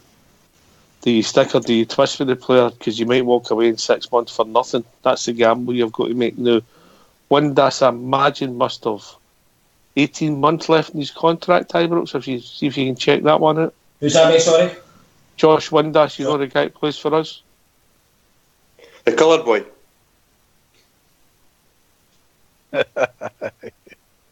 The man he's mate. Okay, I won't bite on that one. You're not recovered for getting Ross and the man he mixed up. Mate, come on, it was pretty close, come on. Hey, by the way, the thing is, Rossiter has been injured for a year and he still played more games than the Manny. Aye. The man he's gone to some team. Holland, I think, is it Holland? Right, Josh Windass is here May 2020. Oh, is he? As long as that. Wow, All so right. a year and a half left. He's 18 months left in his contract. Like May 2020. So. What school did you go to, Bridge? Was it no? 18. January, February, March, April, May.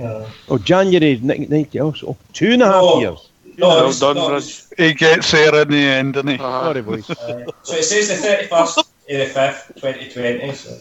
The only reason I get this gig is his carers not be available between 9 and 11. You need them as well. Needed them the day I was a bag of nerves. So. I bet you were, mate. I bet you were. But we're not going to show you any sympathy. We're just going to give you the right. Bastards. Oh, excuse me. That's another yellow card.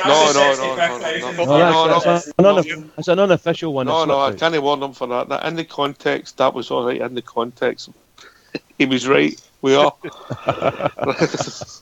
There's somebody saying in the lobby there that the boy John Terrell's at Hull City. Hull City, there you go. There you go.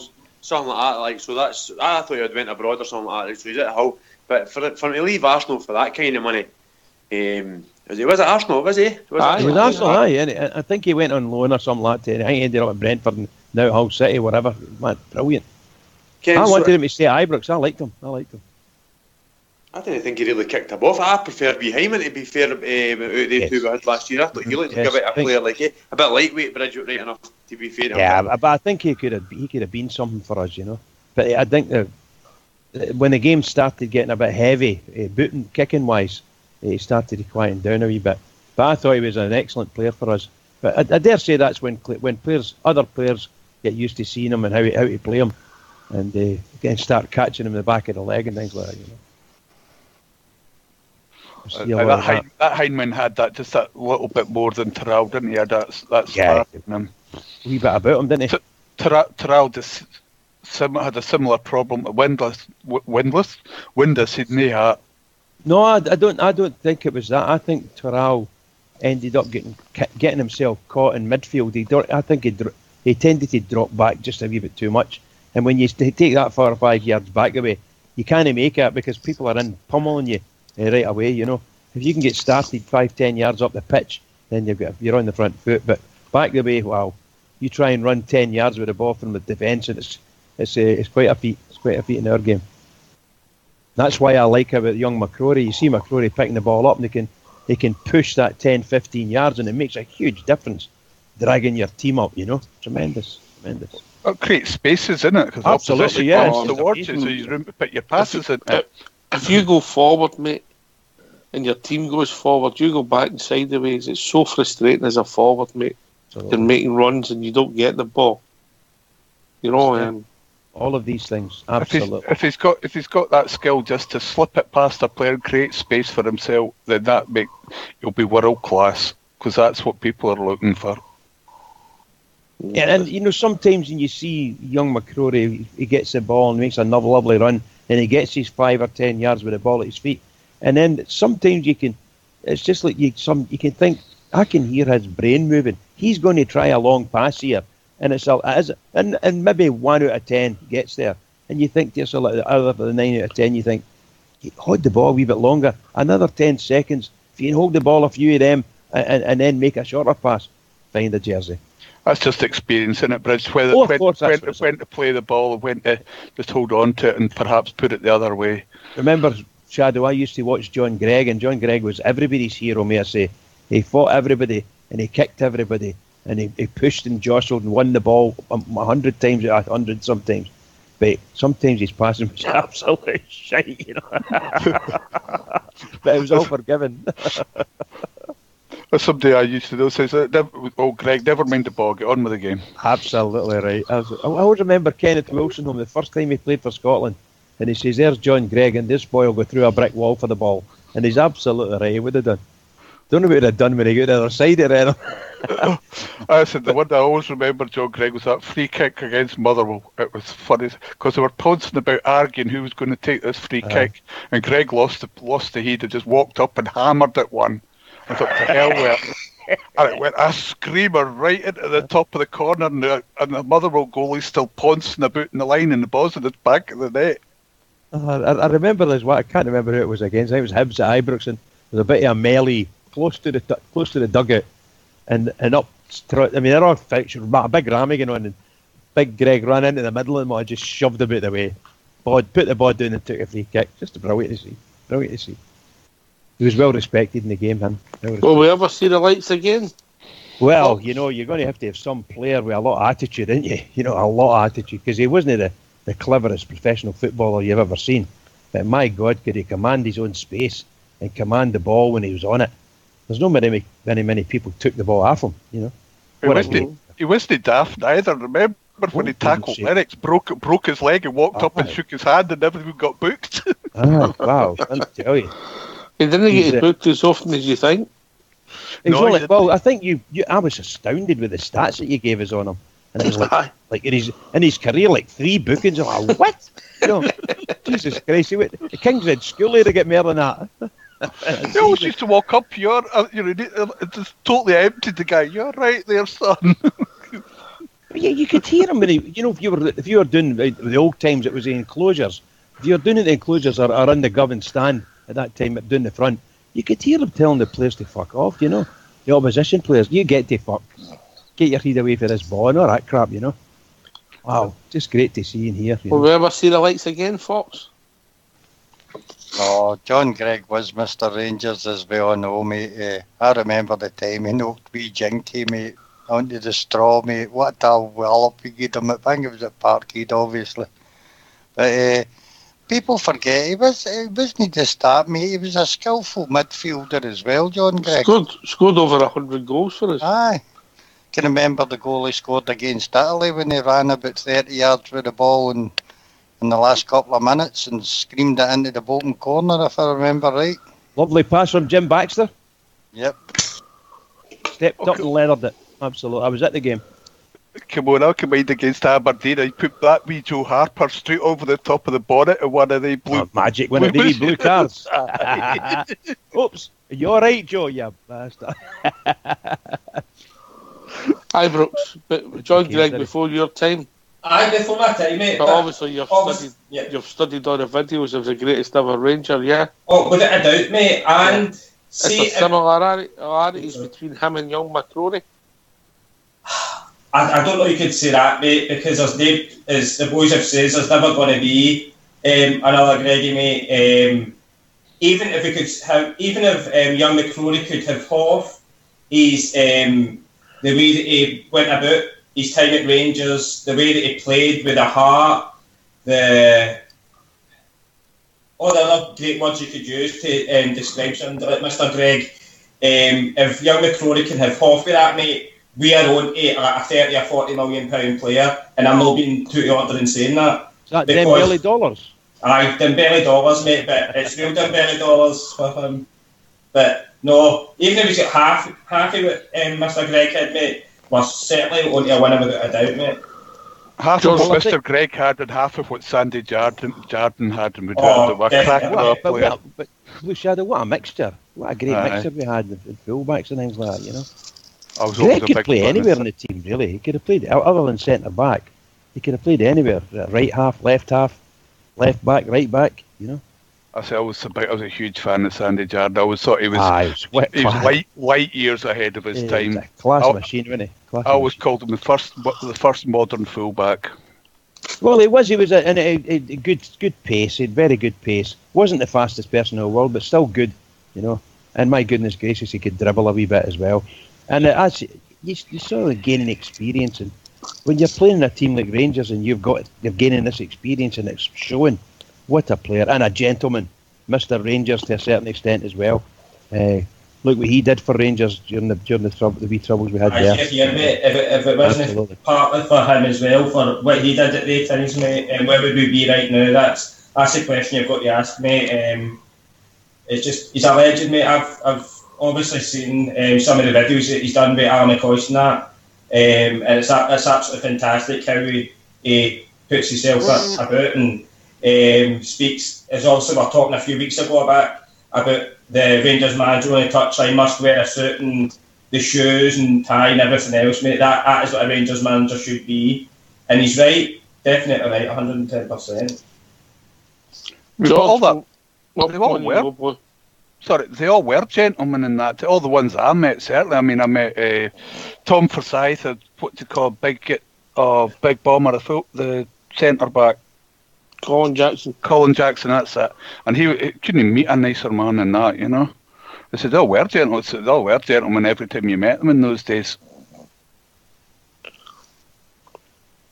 I have to admit, I like the centre halves who had a bit of devilment in them, you know.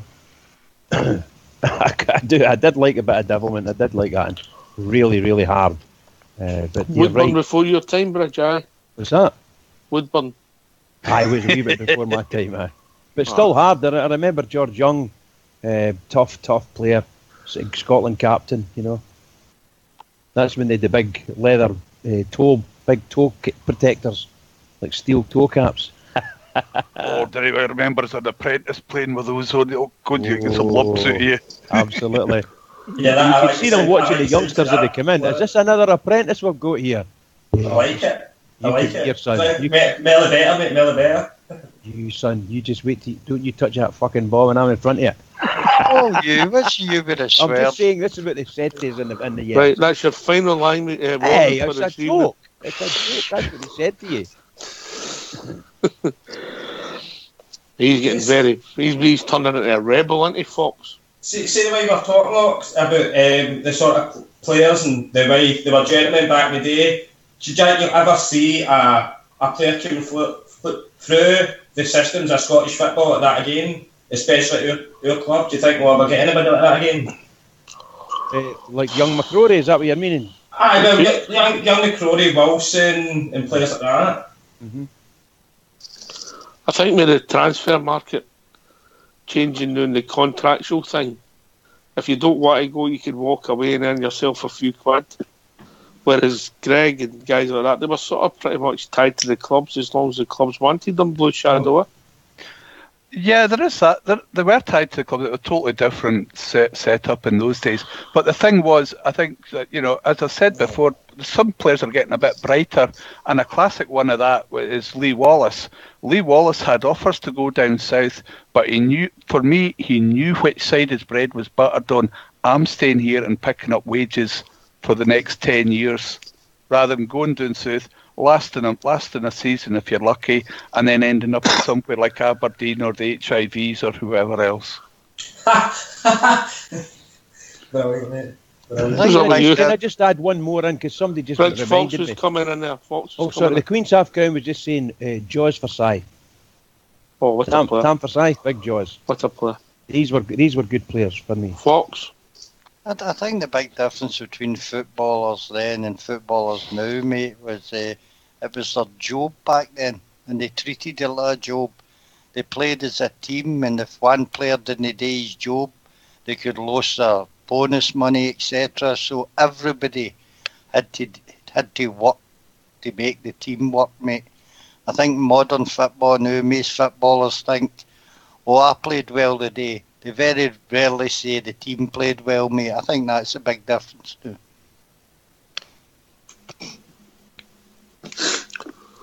Any thoughts, Bridget and Ibrox? Thoughts on? What Fox just said. Oh, I missed what Fox was saying. I do apologise. I don't listen to him neither. No, I did miss it. Ibrox. What did you say, Fox? I'm away mute. Go away. Ibrox, you must have been there, and guys maybe not playing the first team squad at Thistle, and they're trying to get their win bonus, which is quite important to them with their wages, their wage structure. I definitely. I mean, did you see player turning on player because he maybe a bad goal? Or? I don't know if I've seen players turn, but they certainly had a few choice words to say on and after the park and in dressing rooms and everything else. But you know, as you're talking about the wage structure, especially at Thistle, back at that time as well, it wasn't, it was basically nothing. So you had to earn bonuses, but we had some great players in that dressing room, some real professionals like your Kenny Arthur, Big Alan Archibald. Then you had actually Fuds like Andy Walker, and a few others that don't put yourself down, mate.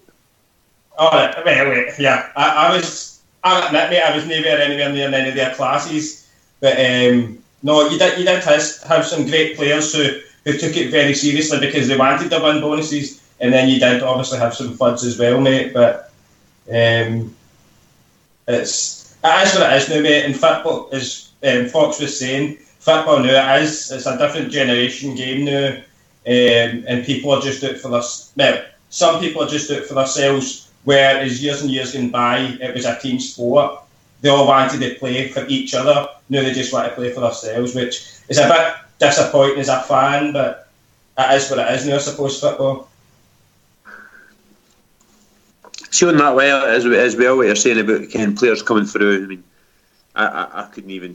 I think the lad in McCrory's got to be a good player. Didn't get me wrong, and I can't remember the last time we had a holding midfielder that actually came through and done that sort of job. Kevin Thompson never came to Rangers, but done the same sort of job. But I mean, I couldn't even talk about Ross McCrory in the same league as any of these guys, to be fair. Like, but see, when you're talking about John Gregg coming through and all these guys coming through, did you actually ever think? I mean, we're talking Jink. We'll see another one now. Do you actually ever think you would ever see a guy, and a 17-year-old guy, Barry Ferguson, coming on in the Champions League and playing against these teams at 17-year-old and playing the way he did? Also, did you ever think back then I'll probably never see that again? Yeah, well, I never seen Greg coming into the team, just for the record, George, before my time. Well, travel, sorry. Travel rugby at Sierra Manor, Fox and Bridge might have, but I mean, Greg was there when I was starting to go and watch the Rangers, and he was already a legend because he captained us to the Cup Winners' Cup, and I think his legend status came from the fact that he dragged us through their 9 Fox. Big Greg was a driving force to try and catch them every season. Well, he gave 100%, mate, every time he played. He didn't always play great, but the effort was never short, mate. And it used to be said back then that Greg carried Rangers, you know. But as I say, people keep looking back to John Gregg and think he was just a hammer thrower. He was far from it, mate. And as the years went on, you had other wee people like Alec MacDonald who came into the side, and he was small in stature but big in heart, mate. We had a lot of good players coming up through the years, mate. Alec MacDonald was another one of my favourites, mate. Scored a lot of goals with his head for such a small man. Used to get into those lovely spaces, goals, didn't he? Big goals as well. Yep. Yeah, again, into those spaces, just waiting, absolutely superb. He was absolutely superb. He was one of the ones that just had that arriving late in the box down to you, didn't he? You couldn't cover him. I mean, if you were unfortunately the person that was going to cover him when he was attacking, you just couldn't do it because he was too mobile. He was a very mobile guy, really good. And the one person that I always thought was underrated in that team was Alec Miller. Yeah, Alec Miller. He was just got the ball, won the ball, passed it on to somebody like we did, or McQuaid or somebody else. I think the other thing is with the way Alec ran, he never looked as comfortable as, say, Sandy, who made the game look easy at times.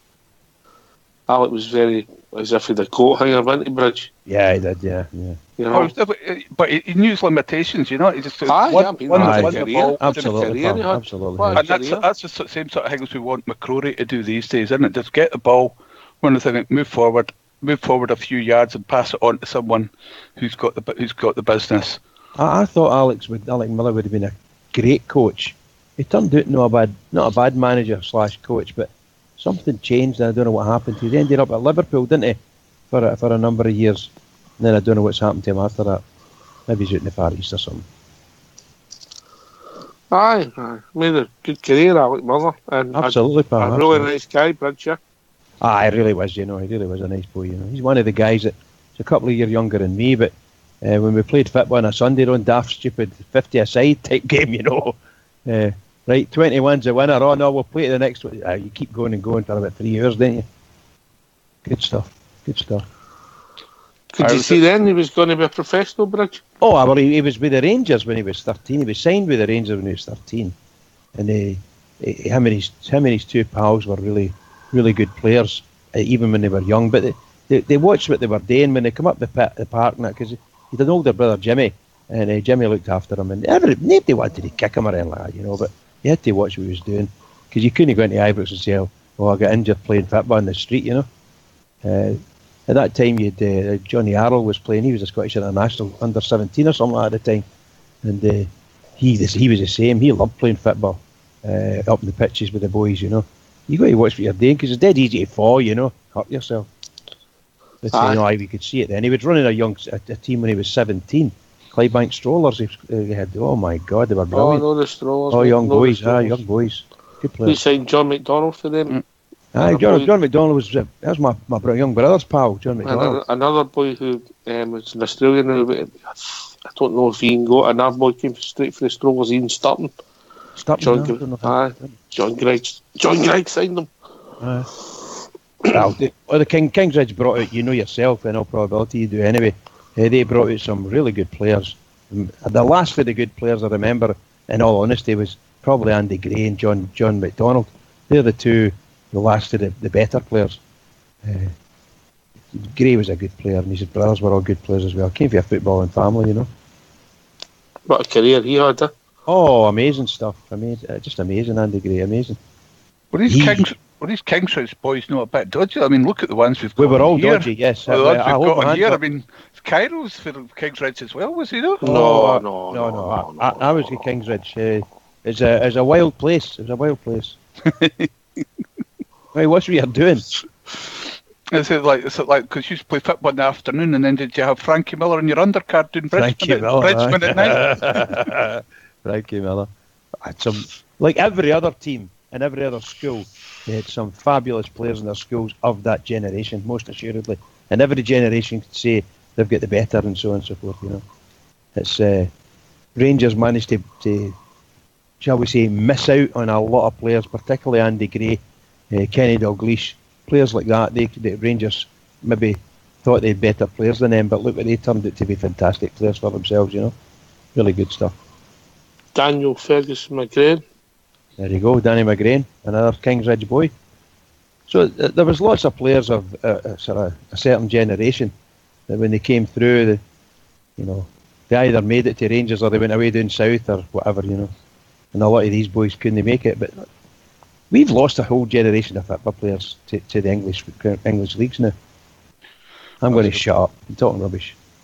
No, mate, it's good for me, for us younger bears, to hear stories. Well, but if you just think about it, the amount of players that came through, I think, if my memory serves me right, Dalglish was one of the Rangers teams. I don't know if it was an official Rangers team or the Rangers, I don't know, type of team, Rangers Boys Club or something like that. He was with them, and I think he then left there and went to somewhere else, but ended up at Celtic. So maybe that daft thing about it was too wee, that kind of thing, you know. And as soon as, Dalglish ended up one of the best players in the world, truth be told, you know. We might have got him, but then again, we had Willie Miller as well in our books at one time. So you get lots of them. Just hope we're able to attract a similar quality players as we go forward now. Be really nice. Where's the ones with the British? I always thought we should get coaches out round the schools rather than having scouts out. School football's died everywhere, mate. Yeah. But I think they used to use the school, the teachers and their friends that took the schools. They always did They put their players forward and so on and so forth. Had a wee word with the scouts, because the scouts watched nearly every game.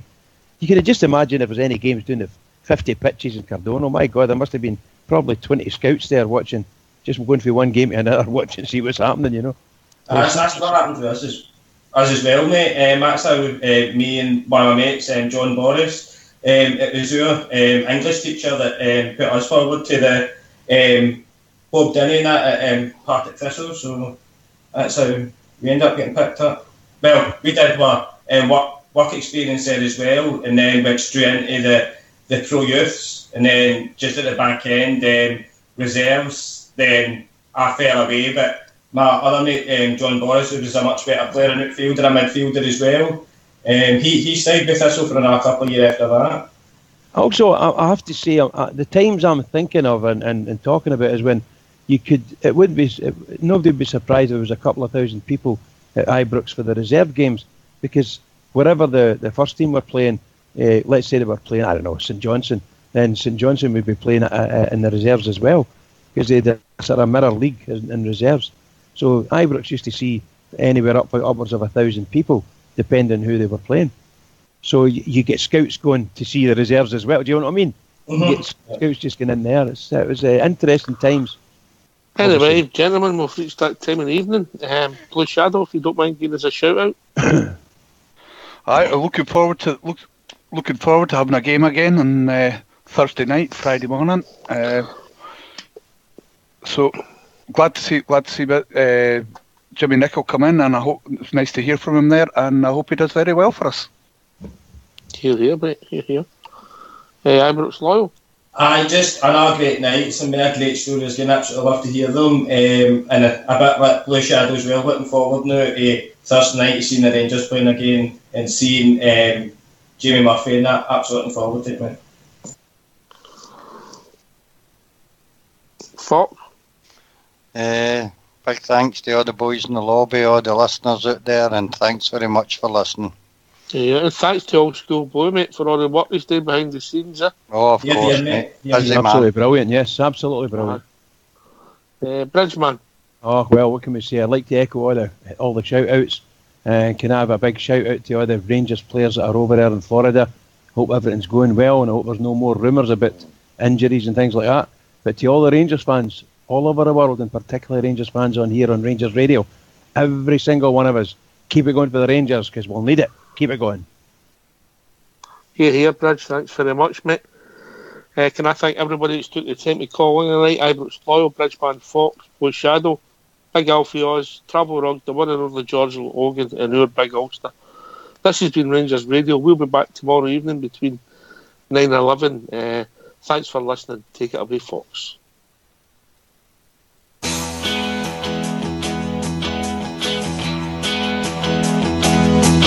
I sailed the wild Atlantic, crossed the broad Pacific shore.